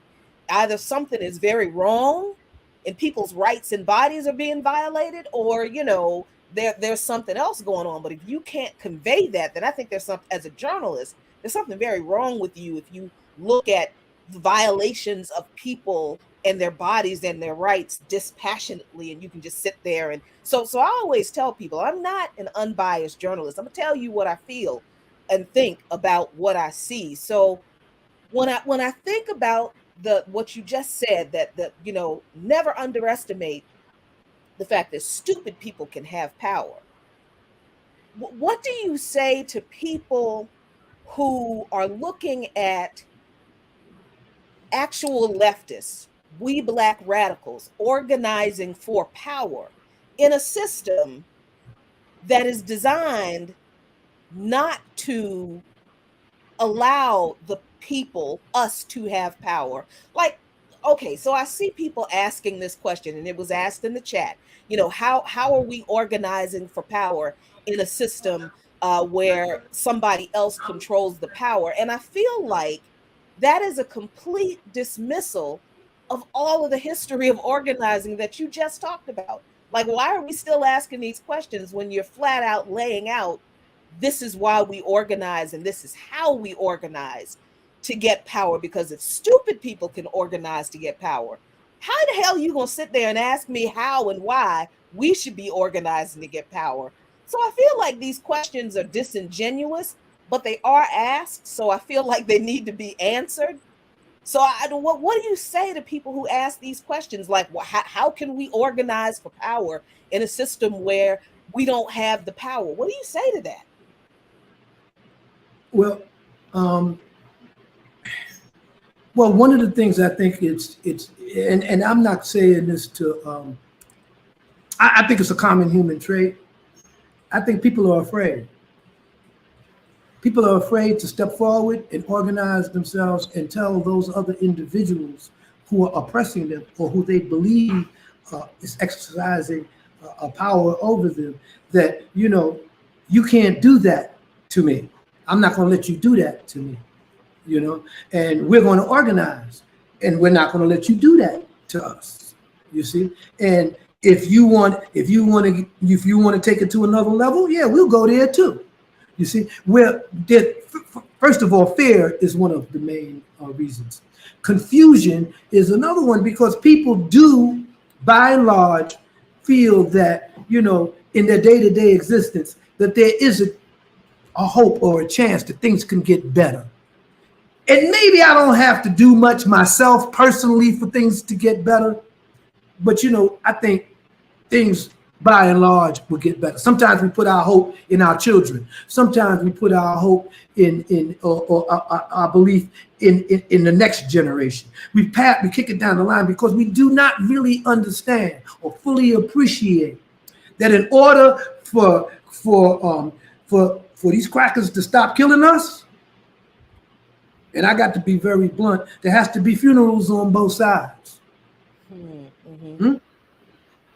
If we look at the history of the United States and all of its wars, I think the United States has only not been at war something like 43 years in its entire existence or something like that.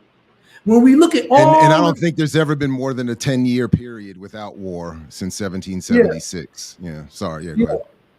Yeah, but or maybe they collectively, all those little 10 years added up to 43 years. Yeah, that's what I'm saying. That's what I'm saying. If you count all the colonial invasions of indigenous people, the suppression of the continent, and all of that stuff, and then of the officially declared and unofficially, declared wars, I think it's not more than that. Taxes and all of that stuff.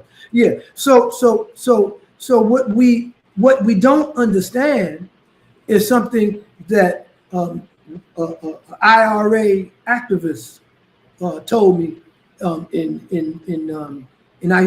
the box in MCC, in the federal locker. He was in MCC because he was supposed to have been the bomber that blew up Mountbatten's ship, a yacht. His name was O'Rourke. I forgot his first name. Oh, yeah, that was the dude you were in touch with, because we just saw all of that in they didn't cover that part in the Netflix series The Crown. They just showed the explosion and blamed it on the Irish, but they don't get into the details anyway. That's wild. I'm sorry. It's deeper than that, because he was the police union in New York made him the Grand Marshal for the Irish Day Parade. Check that out. The police union in New York made O'Rourke, nominated him for the Grand Marshal of the Irish Day Parade. This is a dude that blew up Mountbatten's boat. Show you how them Irish be thinking, them Irish cops, about their culture and their history and their tradition. Wow, you see what I'm saying? Anyway, O'Rourke told me one time, and I was trying to explain to him that, the disparity of violence and power with the state and poor black people and yada, yada, yada. He said, man, it's in this thick Irish bro too.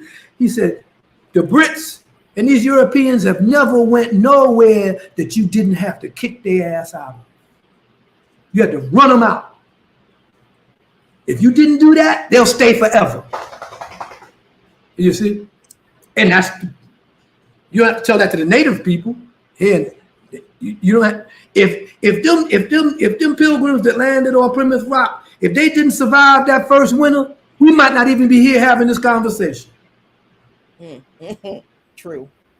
Mm-hmm. Now what they should have did when they saw them and say, you know, they don't know how to grow no food. Well, let's feed them half. Kimu, stop.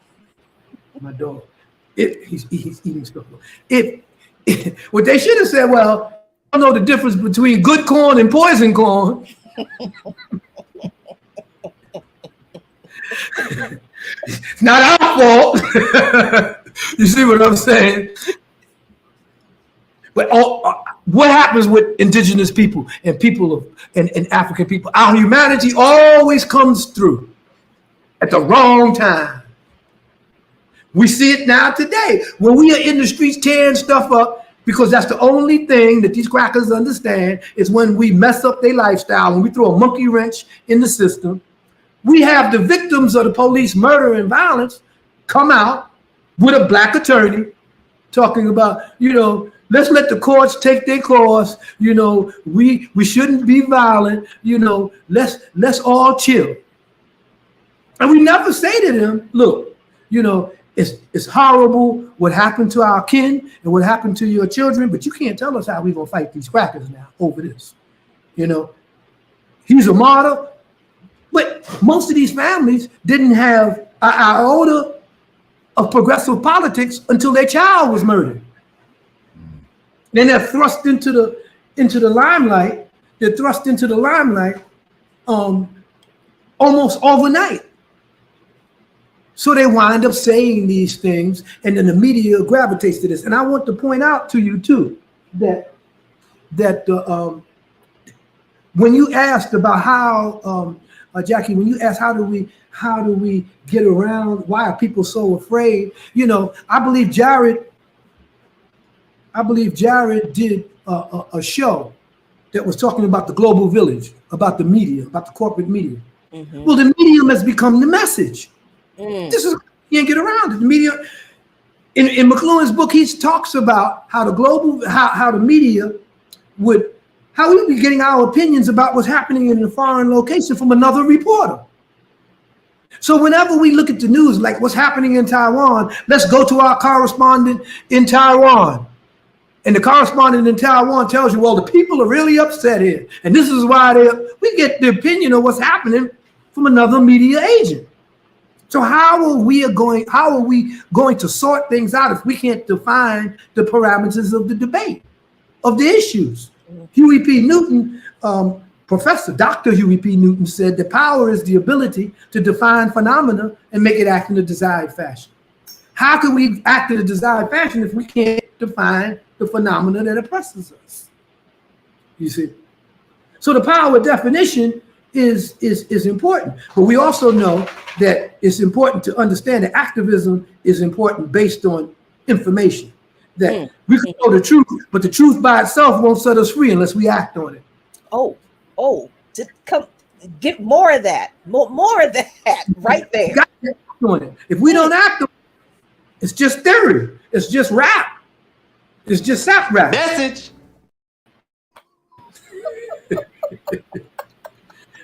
You see, and so what did they do? They have flooded us with information, much like you're going into the supermarket to the toothpaste section. There's so many different brands of toothpaste is supposed to do so many. You know, unless you are wedded to a particular brand, you stand there for 10 minutes saying, well, what about the Colgate Urban? The Pepsodent white on is better. Nah, they don't taste right. But what about the black activated charcoal? You see? That's like information now. We can all pick and choose. So what comes out of that? We have internet gangsters. We have internet philosophers. We have internet activists. We have internet religious leaders. You see, we've been bombarded with so much information that you could go to YouTube right now and tune in a brother that's sitting in his car and tell you he got the direct lowdown of why the CIA did so and so and so in the Ukraine. He's sitting in the car in Chicago. He's gonna tell you what exactly is the real deal because he got the lowdown. Where did he get it from? How did he get it? You see? So if the abundance of information has become in many ways a detriment to our ability to organize, because everybody got an opinion. Well, so what do you say about this conspiracy theory? How many conspiracy theories that they done threw at Jared because of his condemnation of this, buy black, keep the dollar in community bullshit? I mean, they threw all kinds of stuff at him. When we know from basic economics, that black capitalism in the scheme of things is just another script. It's just another hustle. It's not going to change the relationship between workers and those who own corporate, or who own production, and those who own the meat. It's not going to change those relationships. They're just going to. People say, "Well, we need to be at the table. We need to be at the table." And that's why we're doing. So, what you want to be at the table with the oppressor, so we can have equal opportunity exploitation? Or you want? We just don't want white folks to exploit. We got to do this too. We need some opportunity here. We need some opportunity to rip you off for your money, to sell you some stuff, and we can put a black face on it. You see, nobody's talking about kicking over the table. You see, it's like going into the crap joints. Going to the after hour club and you playing poker in the after hours. The house always wins. Mm-hmm. The house ain't gonna lose. The house is gonna win. And the only thing you could ask for is a new deck of cards. Say, man, I don't trust. Let me get a new deck. I think you're dealing off the bottom with it's like 10 aces in there or something. I want a new deck. We don't even ask for a new deck of cards. A new deck of cards for us is a third political party. That's a new deck of cards for us, okay? So we know the house is going to always win, but you ain't going to fuck with us. Because if you come in our hood, we got something for your monkey ass. First of all, the police is our police. That's the first thing. So we will arrest your ass, okay? The second thing, if we want to close our community to intruders, yeah, we'll have our law enforcement and our little, whatever, do whatever, yeah, because we can control that. But that's not what happens. When black people become politicians is when they become part of the system. So they could begin running as radicals. They could begin running as progressives. But once they get into power, then they got to think about how are we going to get reelected? How are we going to build a coalition so I could maintain my position because I haven't finished my work yet? Rather than become like Humpty Dumpty and tear that shit down, because the next cracker they get in there, he ain't going to be able to put it back together again. That should be our politics. How do we destroy the instruments and institution of our oppression? Not reform them. How do we destroy them? And the only way to destroy them, you got to do what the Republicans do. What do? They run for office on flipping a whole bunch of rhetoric, and then when they get in power, they act like Marjorie Taylor Greene. You see, that's what we need to do. How come we don't have black mayors to come in and say, okay, I'm the mayor for the next 4 years. We go and have a decentralized police department by decree. I'm going to decree it. I'm going to bring in community activists, and we ain't going to not only have a civilian complaint review board, we're going to review all of those graduates coming out of school, out of the graduating from the police academy. We're going to evaluate them. We're going to give them psychological profile. The mayor or the gut could do that by decree. The unions never get elected again, and that's always part of the That's the point, because he ain't a politician no more. Yeah. You understand? He's Humpty Dumpty. You understand? You tear it down and say, adios, put it back together now. Now you got all these people that benefited from our tearing this up. How are you going to get reelected and put it back together? That's going to be something. And you ain't going to make it for 4 years doing that. Then another Humpty Dumpty might come along. You see? So this is why our third political party doesn't exist. And so when we come to something like our brother running on the Green Party ticket, we have to look at the Green Party and realize that it hasn't got one flip-flop in the black community. Come on. That's right. That's right. Yeah, you walk out here, you walk down in Harlem and ask any brother or sister, even the Democrats, Are you familiar with the Green Party and their platform? The Green Party. Oh, what are they? They from Mars? He said not one flip flop. Not one They don't have. chancla. They Was it don't. Chancleta. Not one chancleta? Not one chancleta in the chancleta. hood. Not You know, one. what they Not call one those, Birkenstock. what do you call these sneakers everybody be wearing? They be getting dressed with Not one. Not one. clogs. Is that what they call them? Clogs? Crocs. Croc. Not one croc in the hood. You understand? So what I'm saying is, so that's a monumental task for Cornell, because we know Cornell. You see, practically every black student in every college in America knows Cornell. The brother on the hood, the slinging the yayo, he might not know Cornell, you know, but he's seen a glimpse of him somewhere when he was talking some real stuff. You see what I'm saying? But the Green Party, no. And then let's look at the Green Party in Europe, huh? Right. I know, for instance, like in Austria, the Green Party won't endorse or support anti-Zionism because they're saying it's anti-Semitic, and they won't show up. Just the Green Party in Europe. Okay? So running on the Green Party ticket, basically talking about they have entree to the polls in so many states, is of value if we're talking about decentralization of the police, if we're talking about community control of the police, and that's on the Green Party ticket. Now we could go into the communities. You don't know the Green Party? Man, they talking about putting Popo in check. Really? Who are they again? They talking about me and you, man. We could qualify for public service. Really? Once you do that, you can't undo it. Okay? So I think that there's a reason why Cornell would go to the Green Party, and I understand that. But the Green Party has no legs in the black community or in the poor community. In order to develop those legs, it has to bring on some grassroots organizers like our brother Kamal, like Kalanji, and all of these folks are supposed to be to the left of Cornell. And I don't think that's going to work. I don't think that these folks in the so-called Green Party left or progressives is going to, hey, man, you got them in your, and I know the Zionists are going to come out and talk about how you got these criminals and they support cop killers and all. You see what they did to Obama when he had what's that guy from Chicago, the rapper, come to the White House? They said he endorsed cop killing because he went to see Assata. Common. Oh, right.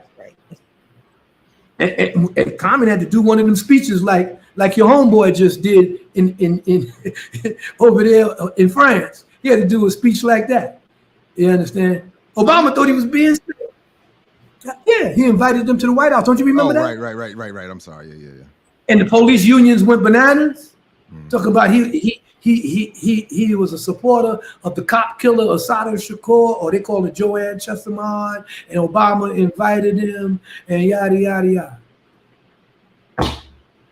You see, so he had to backtrack.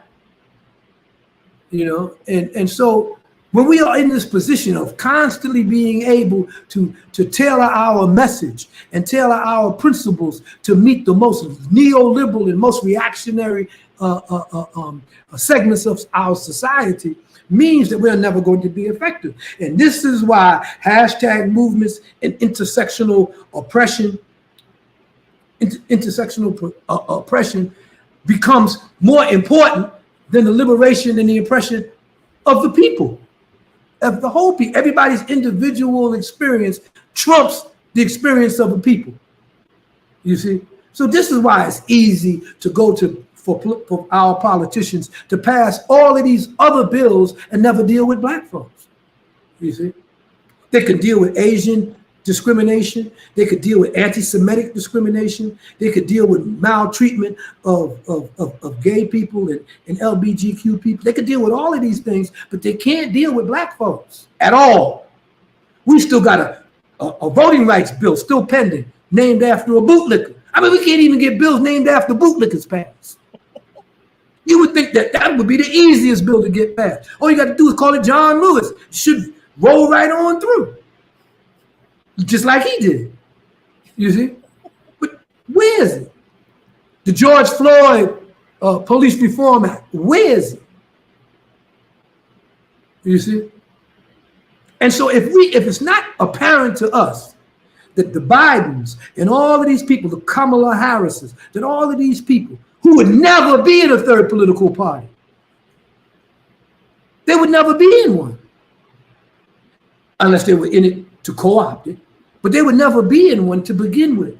And that's the class distinction we have to make. That's one of the purposes of a third political party, is to make class distinctions between those who would side with the oppression and oppressors and those who don't. Those who are working class sheroes and heroes, and those who are shills for corporations. So the idea and the notion that a campaign by a progressive brother can mobilize people is absolutely true. I mean, Eldridge Cleaver ran for president on the Peace and Freedom ticket. In fact, that's how he came to New York. You see? So in the course of him going around talking about these radical issues, Black Panther Party chapters sprung up in each city he went to. You see? And the same could happen with Cornell. You see? But the problem is that the conservative and reactionary right is more consolidated now than it ever has been. And that's because the empire is in crisis. And that's because, reactionaries always gang up and get together, when they realize their whole edifice is about to crumble. So that's where we're at. And it doesn't look good for the home team.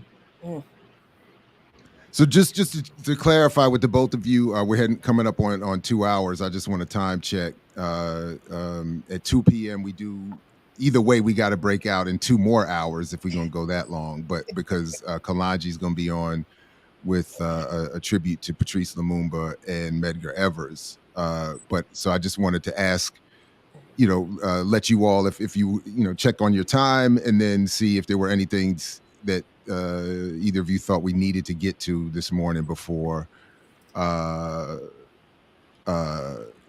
we wrap up. And on. Happy belated birthday once again to you, Dhoruba.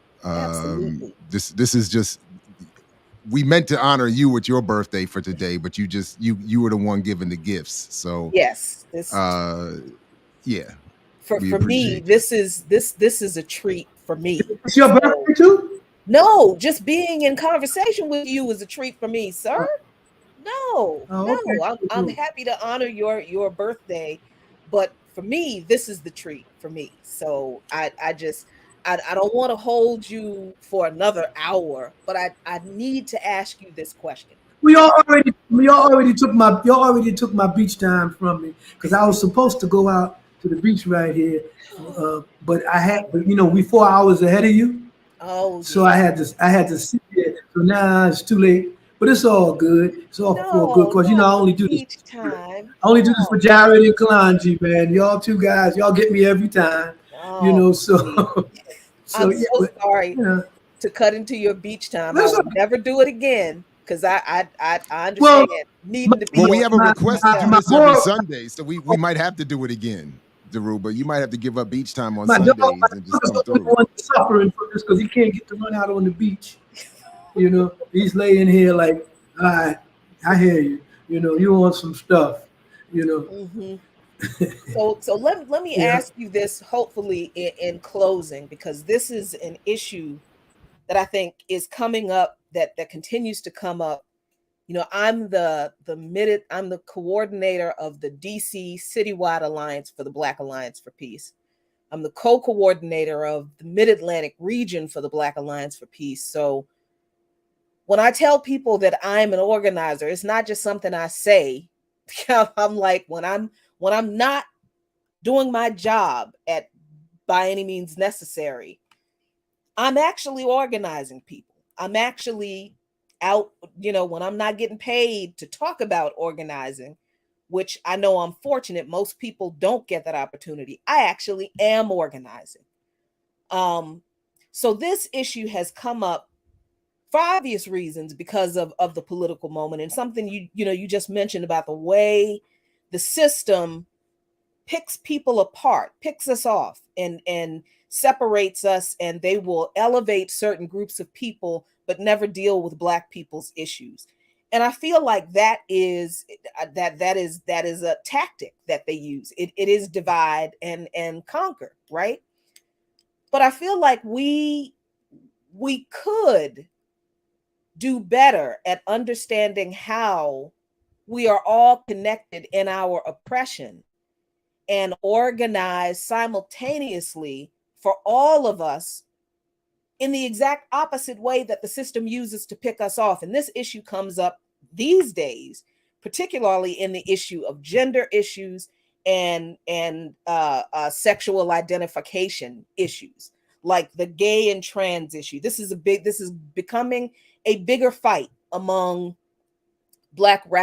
some Black radical circles than I like to see.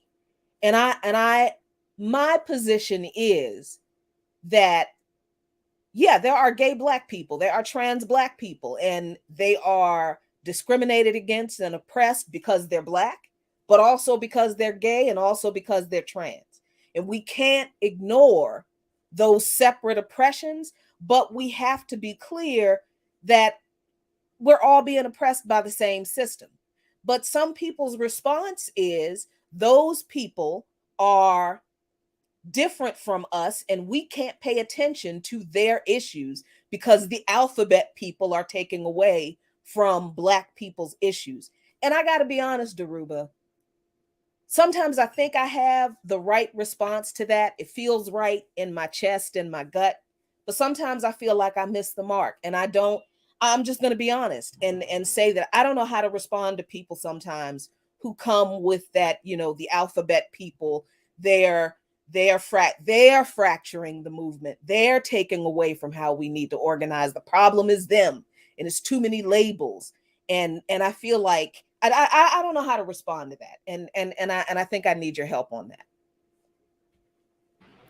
Well, I don't think I'm the best person to give you advice on that one, but I think that in a nutshell, we should understand that there's a difference between unity and uniformity, especially when we talk about our strategic and our tactical approaches to our play. Absolutely, gay people, the so-called alphabet groups, transgender, and they are human beings. And as human beings, they deserve to be treated with the same amount of respect and dignity as all human beings. And that doesn't mean that that I have to participate in their particular lifestyle, but I got to appreciate that their lifestyle is their lifestyle. You see, but that shouldn't get in the way of our strategic vision, our tactical implementation of that strategic vision, because micro oppression feeds macro oppression. It divides us, as you pointed out. It subtracts from us. But I don't believe that the so-called alphabet LGBT, I don't believe for 1 minute that they are detracting from the unity of African people, even though that issue is put forward by the status quo in power in order to achieve and do those things that you were exactly talking about. Look at how the United States has talked about, I believe it's Rwanda. Is it Rwanda or Uganda? Kenya. I think Kenya. Oh. Is it Kenya? It's Kenya. I thought it was Uganda, but go ahead. Yeah. It might be Uganda. Yeah, it's Uganda. It's Uganda. It's Museveni. Yeah, and they passed this anti-gay legislation and all of these things, even to the point of a death penalty or something that I'm told that, for certain types of acts, And so the United States then talks about, because this is a champion of human rights and the champions of democracy and free speech, they're talking about boycotting or implementing an embargo, some type of embargo on Uganda because of this policy. Okay, now look at Afghanistan. The United States was in Afghanistan for 20 years. Okay, and one of the major, when you see what's this crazy woman, Amin Poor, this woman from CNN. Amirpour, yeah. Mm-hmm. That disgusting person. She puts on some sunglasses and a hoodie and starts questioning the Taliban about why they are, why they are treating women the way they are treating them. And aren't they just treating them because they just want women to be oppressed, they just want women to be subservient? She has all of these ideas on why they're doing what they're doing, and that when the U.S. was there for 20 years, it gave girls the opportunity to get an education, it gave them a chance to advance in society, and now the Taliban has come in and they rolled all of this back. And so the U.S. is justified in treating the Taliban the way they did, or the way they do, because of their treatment of women. Is that detracting from U.S. foreign policy towards Afghanistan that they ruined? The same way LGBTQ is detracting or sucking the life out of black unity? Not really. It's not true. You see, man's social being or woman's social being determines their thinking. That's a basic law of social dialectics. The way we grow up, where we grow up, and in what time we grow up determines how we think and how we behave towards each other and how we look at the world. Okay? If that's the truth, then how can we think that an Afghan goat herder in the mountains of the Hindu Kush or in the mountains over there has this progressive idea towards women's education? And that he's not going to resist our imposition of our ideas on him. That's it. Whose dilemma is that? Do they deserve the right to self-determination? And with that right comes then the oppression of women, the oppression of gays and lesbians? Does self-determination give us the right to negate the humanity of other people? I say no. I don't believe so. Okay? But a human being, social being determines their thinking. And this is why we have to really seriously not get hung up on having intersectional beefs transcending our liberation struggle, transcending our right to self-determination and freedom. Now, if you want equality and you was on the front lines in Mozambique when Frelimo was fighting the Portuguese and fighting for the liberation, you got equality. Sisters were treated equal in the bush. If you could shoot better than me, yo, bro, sister, you was gonna leave. You a better shot than me. I might miss. You hardly ever miss. Okay? What's the reason for this? To win the fight. And in that struggle, in that moment, we are all equal. I think it's the poem Second Sermon on the Walkland by Gwendolyn Brooks, my favorite poem. And she has a verse in there that says that in the whirlwind, in the wild weed, we are all citizens. In other words, in the struggle for our liberation, we are all equal. And our proof of our equality is based on our relationship to the enemy, not to each other. So, if that's the case, and we always point out, you know this, sister, we always point out, well, when the cops are shooting at you, they ain't gonna ask if you gay or straight. All they see is that you black. Well, how come if you take that logic there and you only apply it to when they're firing guns at us, what does that tell you? You see? And you're right, sister. They can get people to come out and work against our common interests and work against the liberation of our people based on their individual oppression, based on their individual experiences. You see? And because human being, social being determines their thinking, I'm not going to denigrate someone who grew up feeling exploited and oppressed and was brutalized by the status quo simply because they were gay. I'm not one to say, well, you know, swallow that and keep it moving because we're about liberation for everybody. You see, I mean, some of our comrades in the Weather Underground who was rolling with us against the pigs who were gay and lesbian. You think that mattered to me? Just as long as you make sure you blow up the right shit and shoot straight, I'm good. You see what I'm saying? Now, if you start blowing us up because I'm a heterosexual, and you talk, I got a problem. I got a problem with, or because I don't call myself it, and you got to beef with me. You understand? Because I call myself male, and I, and all of that stuff. Nah, that's a little deep there. You see?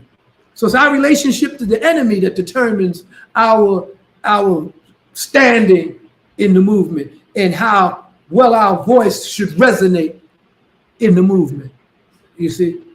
So I think that the principle that we are seeking unity, not uniformity, and that within that context is that the oppression that oppresses us all has its different components. There's patriarchy that oppresses women. That's within the overall oppression of people, of African people and working class people. Okay, there's the oppression of people because of their economic standards. They are unemployed, or employed. They're making low income or no income. There's oppression because of those who are better educated than others who are less educated.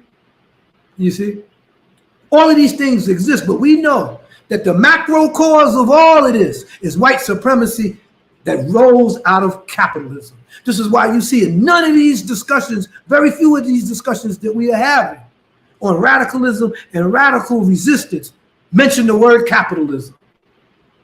Capitalism is like not even a word that we use on a regular basis when we're talking about this.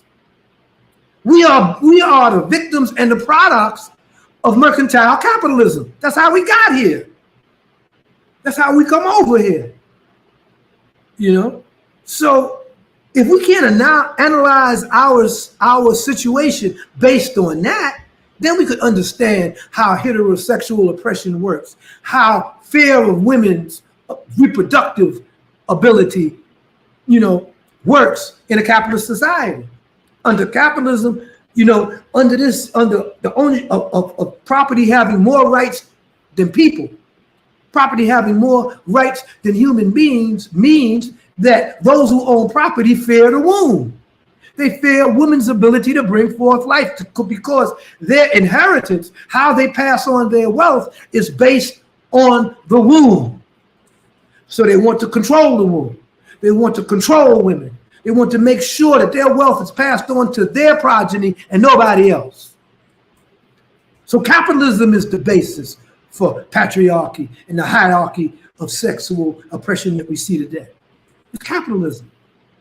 You see, that's why somebody stupid out there with a sign saying socialism is a crime and all of this stuff. They don't understand none of this at all.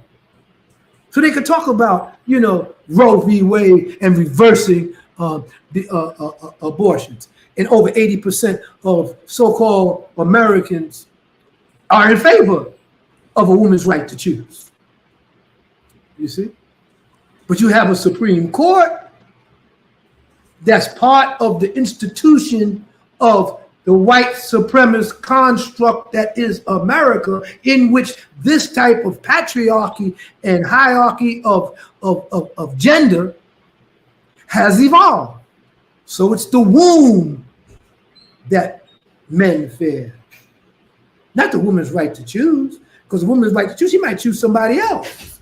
You say, I ain't having your baby, man. You're a knucklehead. I don't care how rich you are. What are you going to say then? You see? So we up to prenup. We up to prenup clauses now, right? If I have a baby, the baby will be taken care of 7 days, 6 days out of the week by me, and you will have 1 day. In the month, in Easter, we got 3 days. We have all of these rules on how we going to raise these kids, if we have any. Or we ain't going to have any, and that's in the marriage certificate too. So you can't get mad at me if I get an abortion and I'm pregnant, because it's in the prenups. You see? Nobody says that a man should have the right to decline relationships based on that. You want to, okay, woman has a right to choose. and I have a right to choose women that don't want to choose. That sounds crazy. Why are we even in this beef?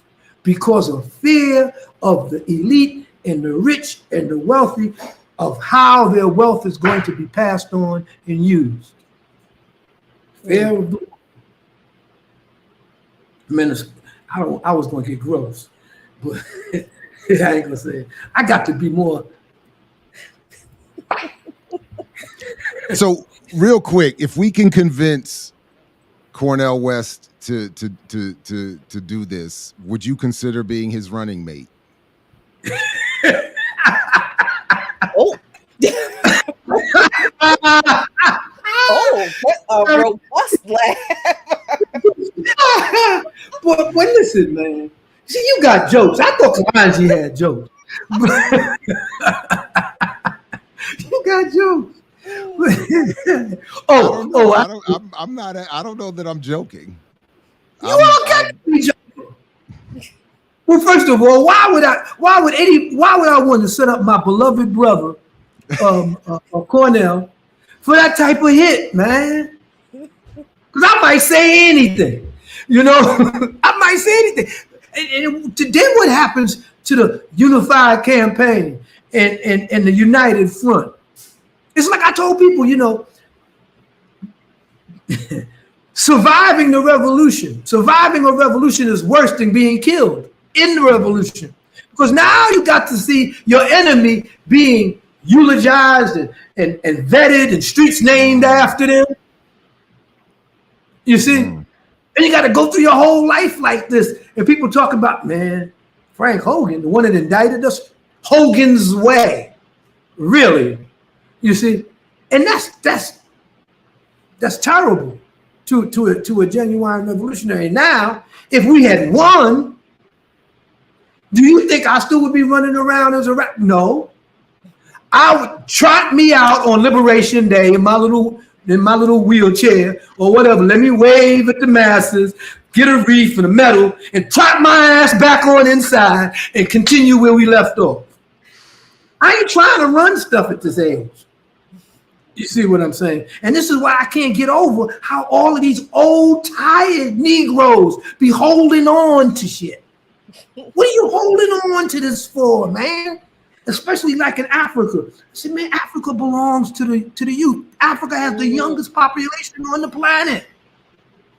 The median age of Africans is like 22, 18, some crazy figure like that.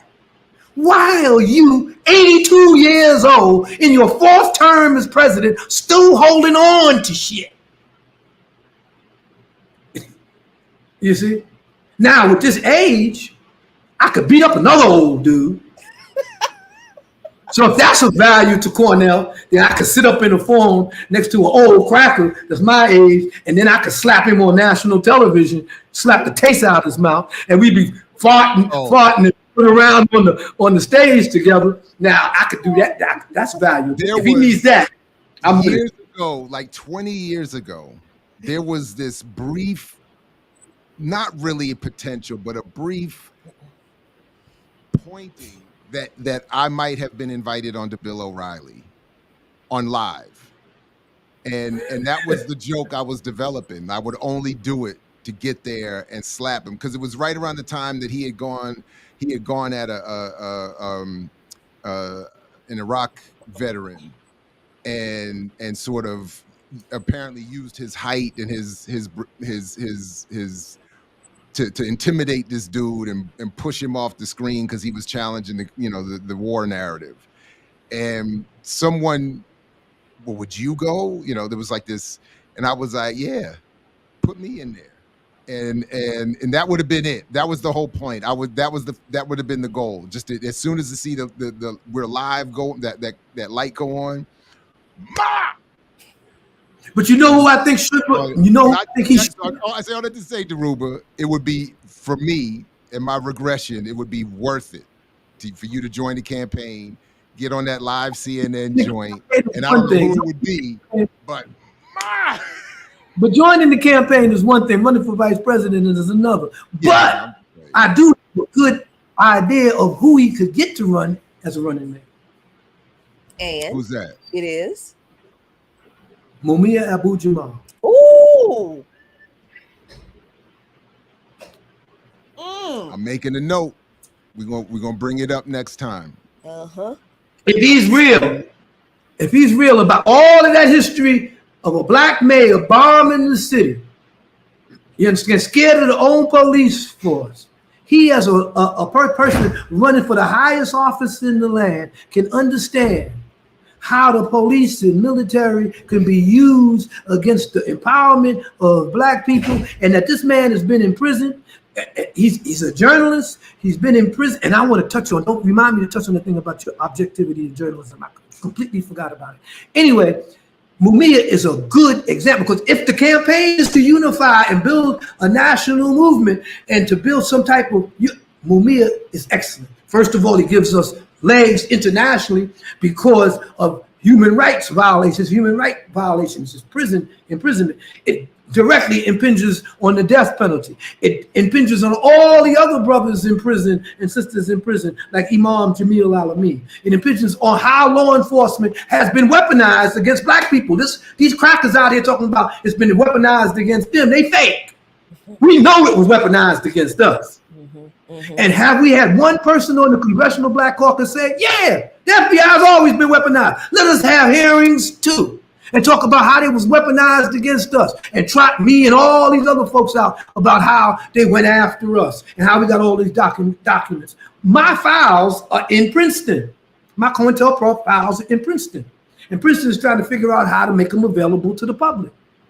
So what I'm saying to you, how come the reactionary right could portray the FBI as being against them when we know the FBI and the U.S. government was always right-wing and reactionary and against us? Now that they have been included into the conservative or so-called reactionary right, and now they're in positions of power, they want to make sure that nobody questions them, that nobody has any type of leverage against them. So they're playing victim. You see, they stole the election from us. How many elections they done stole from black folks? Remember that guy in Florida? You remember homeboy down there in Florida when about 50,000 black folks were ex-nayed from the ballot box, and he went to the Supreme Court. No, let's not challenge this. You see? What if we would have ran up on the Capitol Hill like the MAGA idiots did on January 6th? What if we ran up? Boy, listen. We still cleaning our blood off them steps. I was going to say, man, there'll still be a BPM memorial. Like the channel would just be one big memorial. Yeah. The Capitol, but they'll have all these pockmarked bullet holes in the Capitol facade. You see? I mean, so this idea and this notion that we can somehow emerge from this crisis of white supremacy and this white supremacist construct with reform is asinine. I mean, it doesn't make any sense. You see, we have to ensure, I think it was Kwame Ture who said, if these crackers got a problem with me, that's their business. But when they try to impose on me their problem, it's my business. No, it's my business. So if we want to control our community, we have to understand all politics is local, which means we have to control the police. If we have to control the police, that means we have to remove the power of the mayor to appoint police chiefs. That means decentralization of police. Okay? That's a strategy. That's a tactic to limit or delimit or to cut back on the power of the armed agents of the state in our community. Then we could talk about residency clauses for public servants. That means that the landlords have to set aside certain types of housing and availability of services and educational facilities for the kids and the children of the police and law enforcement who live in our community, because they have to live in our community if they want to police it, at least for their probationary period. And we could increase the probationary period to 5 years instead of 2 or 3. So that for 5 years, you're going to have to work in the community that you come from. These cops, you know they don't want to hear that.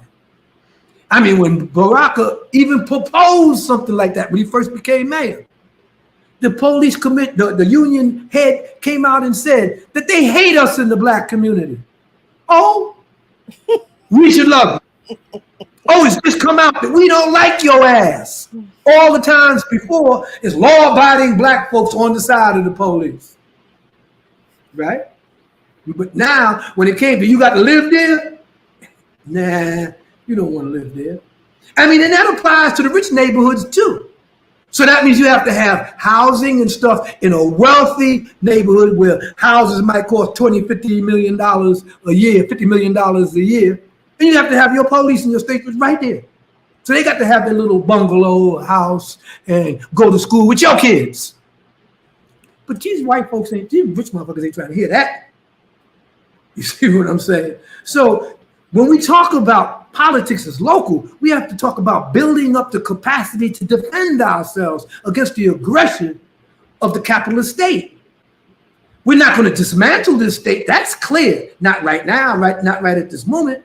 But we have to make sure it doesn't do us in. We have to survive America. Mm-hmm. We have to survive the collapse of the white supremacist construct that is America. And wherever we can, throw a brick at it. But it's going to go. And it may not go in our lifetime, and it might go next week. It might start devolving next week. Rome didn't fall in a day. It wasn't until the barbarians and the Vandals were dancing on Caesar's monument in Rome did Rome really say, damn, we got to bounce. And then what happened? Byzantium, the Eastern Roman Empire. How long that lasts, you see? So we are in a serious geopolitical phase in the United States, which brings us to the Ukraine war, why that's being fought the way it is, how the U.S. is fighting this proxy war, and why is NATO in Africa? What is NATO doing in Africa? It's the North Atlantic Treaty Organization. Last time I looked, Africa was south of the Mediterranean. I mean, they might have moved because they said the poles is shifting, so it might have moved, but that's the last time I looked. So what's NATO doing there? Putin was right. NATO didn't have to exist after the collapse of the Soviet Union. Okay? But as soon as it collapsed, they moved everything. So now y'all talking about he wants to run Europe again. He wants an empire. I mean, can you believe that they really think that we're as stupid as Donald Trump? They really believe that we could believe that Putin's interest is to conquer Europe. The Russians have always been pro-Western and pro-European. Always, even when they were the Soviet Union, they looked at towards Europe as its cultural, religious, and political background and history. They didn't look at Central Asia as their heritage. In fact, all of the Central Asian Soviets, republics, had to drop their ethnic names and adopt a name that was more European sounding and that comport with the Communist Party of the Soviet Union's idea of what communism was supposed to look like or supposed to be. It was always Eurocentric. That's my point. So NATO, the EU, they are in a serious bind right now. They are vassals of the United States. They exist because of the United States. They are doing the bidding of the United States, and they don't want to admit that. But if you dance to the music, you're going to have to pay to the piper, and they're going to pay. And they're going to pay. So this is going to unravel. And I just want to finish about the objective journalism stuff. There's no such thing. Mm-hmm. This is the global village, and the medium is the message, and the medium tells you what the issues are. And it's controlled by corporations and by those in power. So you can't expect to get a straight story out of nowhere. Nobody tells you how racist the Ukrainians are. Nobody tells you the history of how they greeted the Nazis when they invaded the Soviet Union, they greeted them as liberators. That's and in right. fact, one of the most brutal SS units was a Ukrainian SS unit. Mm-hmm. The Ukrainian SS unit freaked the Nazis out. They were like, wait, that's You're more Nazi than we are. yeah.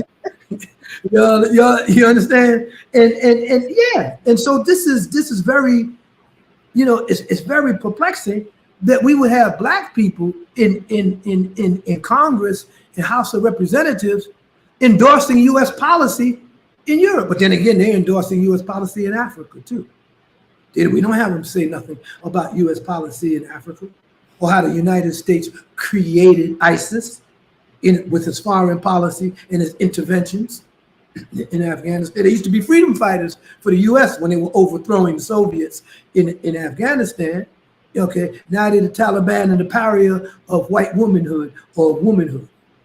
The more things change, the more they remain the same. Imperialism has never changed its strategy. It's just kept doing it until you got exhausted, until we got exhausted. They've been oppressing us. They got shifts. They do this in shifts. Mm-hmm. I'll do 8 hours and then he'll do 8 hours. See, we get exhausted, we fall out and we forget. And there's nobody to remind us. So I just wanted to say that. There's no such thing as objective journalism. The medium is the message. Dhoruba, thank you for sacrificing your beach time. I just don't say it like that. No.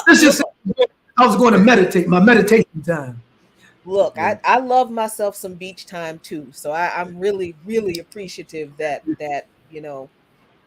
I just thank you. Thank you so much. This was such a treat for me today. Thank you. No, absolutely, Dhoruba. Thank you very much. Always appreciate you coming through. We will try to, I will promise to those who asked for it, I'm promise to try to make this a routine Sunday. Don't forget to ask our brother. Oh, I got the questions. I already got the notes. The BDS movement, the class action against police unions, and Mumia as his running mate. Those are the top 3. And don't forget the unregistered agent of a foreign country. Mm-hmm. For APAC. Mm-hmm. APAC. Because if we're talking about mobilizing people, the BDS movement is under attack by these, and APAC is one of the major ideological and organizational means by which they attack the BDS. I don't know why the BDS don't fight back. Mm-hmm. Well, and every time I ask these lawyers, I ask lawyers about this, activist lawyers. I said, why don't we file a class action suit to certify? We're too busy right now. We got to do this, and who's going to give us the money, and how are we going to do that? Okay, cool. Then when I asked the BDS folks, I said, man, why don't y'all, fight back? I mean, they have closed down organizations in the United States for supporting Hamas and supporting the Palestinians for less than what the AIPAC does. And here we have an organization that has millions and millions of dollars. Netanyahu came to under Obama, came here and was miffed with Obama and met with AIPAC and met with the Jewish lobby. Didn't even meet with the president of the United States because he was beefing with it, because he withheld some funding or something, military funding. You see? So here is an organization that's an agent of a foreign government and it's unregistered as that. Mm-hmm. Let them prove that they're not. Right. The way the government is trying to make the African People's Socialist Party prove that they're not agents of the foreign there it is. You know something? That's excellent. That's an excellent comparison. God, excellent comparison. Excellent. I like that one. I like that one. Ooh. What's good for the goose is good for the gander. They tell me nothing now. They tell me nothing now. Right on. Listen. And they could enter. Yep. They could enter in as they could enter amicus brief too, in the suit against AIPAC. On Mawali, they could enter amicus brief. Say, yeah, Y'all coming after us, and we don't. Yeah, we ain't writing no. We're not writing no State Department positions on Israel. We're not writing. We're not writing. I mean, do you know all of the shit that AIPAC is into in terms of all of these so-called digs, all of these ancient sites under the mosque, under the mosque of the Dome, looking for ancient Israel, Jewish heritage, undermining the. It's financed by Jewish organizations that are members of AIPAC.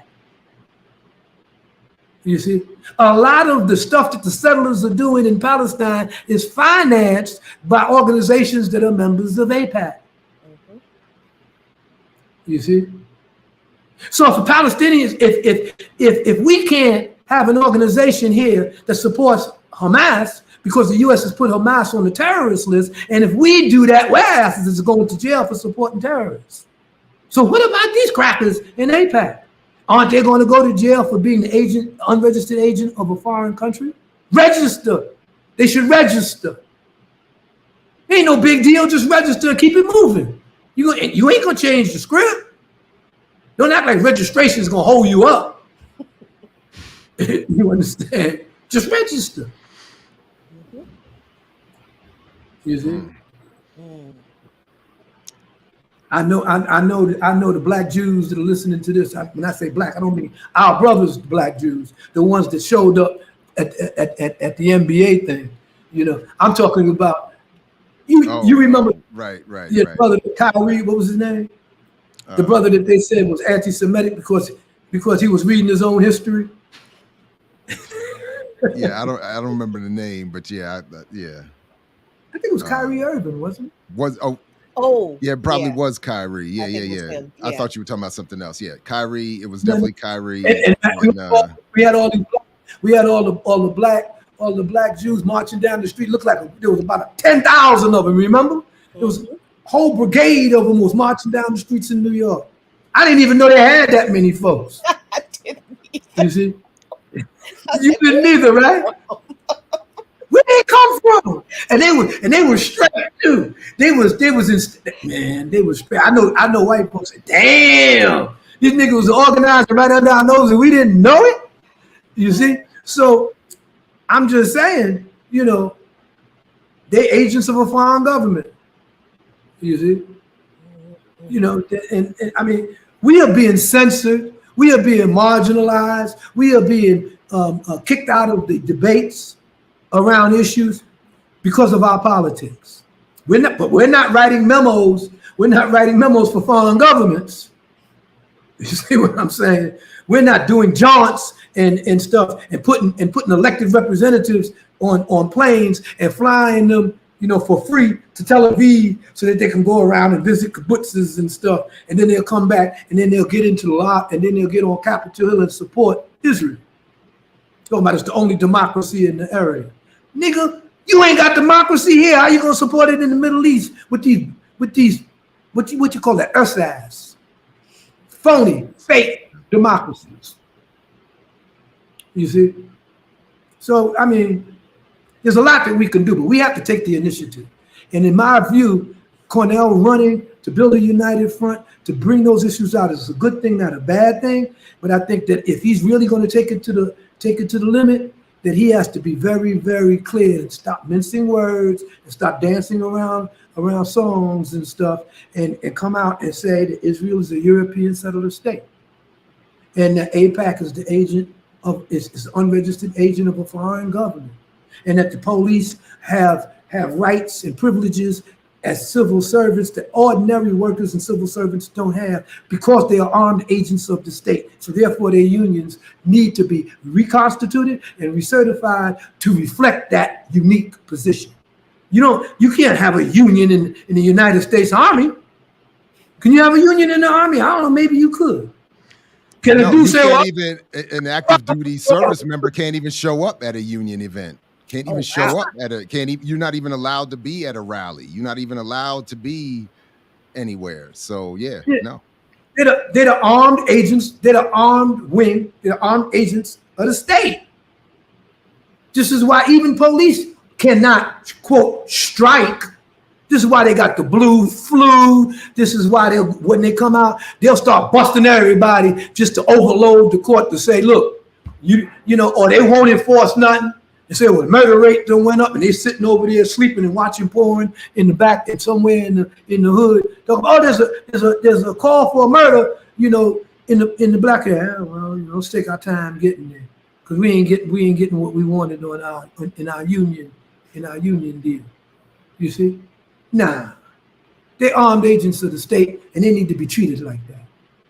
And in a police state, we know that we ain't gonna win this suit, but boy, will we educate people. That's it. Mm-hmm. So that when they use defund the police, and they went to the old sister in the hood and said, "What do you think about defund the police?" She said, well, "Who gonna come if we call 911? Who gonna come help us?" When they had one group in one city, I forgot where it was at, actually put on community control of the police on the bill. And everybody said they didn't want it because of their understanding of who the police were and what they were. The police are not there to protect you. They're there to protect property. They're there to protect the interests of the state. They're not obligated to save your life. I mean, if they do, it's cool, but they're not obligated, but they will take it. They take it on a humble too. You see? So they just got to change.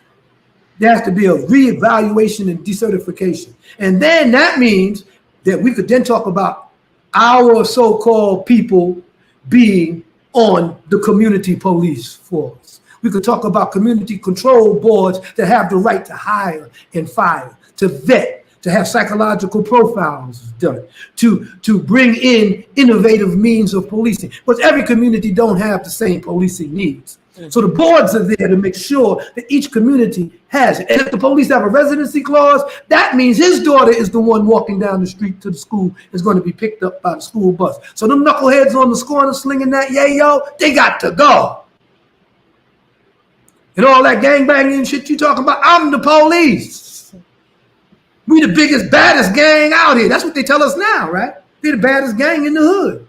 It's the police. But they're the armed agents of the state. They're not the armed agents of people of color, black people. We need our own armed agents. We need our own law enforcement. We need our own city legislators. We need the mayor not to appoint a police chief, because then the police become his personal army. And the police chief exists at his whim. We need to have professionals bring their credentials and be vetted by the community, by the local community boards, and then be determined whether he's going to be the police administrator of the community control police department. You see, not the one that carries out the policies of the mayor. You know. And right now you got him stop and frisk. Who brought stop and frisk back? And oh, by the way, and it's a black female police chief. I wonder if she identifies as he, her. I wonder how she identifies. Is that important for her? How she identifies? Does that affect how she's carrying out the orders of the mayor? Stop and frisk? She ain't gonna stop and frisk gay people? Or she's only going to stop and frisk gay because he, her, she's an oppressor of, come on, man. That doesn't matter. She's an agent of the state. Mm-hmm. She functions as an agent of the state. She could be purple. You see? All right, well, Dhoruba, again, happy belated birthday. Thank you very much again for doing this. Jackie, big shout out to you as well. I really appreciate you coming through. And the next time we get Dhoruba back, we're gonna get Jackie back as well. For Lukman, what I like. I hear you, puppy. I hear you. I'm sorry, dog. There's only 7 more. Stand up and look at them. Come on. Look. Oh, look at the baby. Look at the baby. Let the baby go outside, Dhoruba. Go ahead and get some time get some beach time with the puppy. And we will catch you another time, Dhoruba. Thank you once again very much. Always a pleasure to catch up with OG1. I'm sorry. No, it's all good. It's all good. And Thank you so much. again, happy belated birthday. Many more to you. Much love to you and the family. And we'll catch you next time here at BPM, man. Really appreciate you. All right, man. Peace. Big shout out to the remixers as well. Please like, share, subscribe. We'll catch you next time here at BPM. Jackie, once again, big shout out to you. We'll catch you later as well. And come on back in an hour and a half for RSTV and this tribute to Medgar Evers and Patrice Lumumba. And then come on back later on tonight for Sundays with the Ear Doctor. And we'll see you tomorrow with GIU, Blood in My Eye. Peace, everybody. Only if you're willing to fight for it, like Fred Hampton used to say. Catch you next time. Thanks, everybody. They say when you wear Black Power Media gear, you can accomplish anything. You can play any and every position. Coaching, to kicking, to receiving, to running and juking. And, oh, my goodness. I see that again in slow motion. Get off me. And you're going to have a lot of haters coming at you. But what you got to do is you got to shake them off, and get to your goal and accomplish it. And when that's done, it's a beautiful thing. I'm talking about going hard, extra, for that extra point. And when it's done beautifully, you talking about touchdown. Oh, and the crowd goes wild and they're celebrating with you and everything. Man, let's see that again. Nice. Black Power Media, baby. That's how we do it. Now go to blackpowermedia.org and get you some of that gear. Empower yourself today.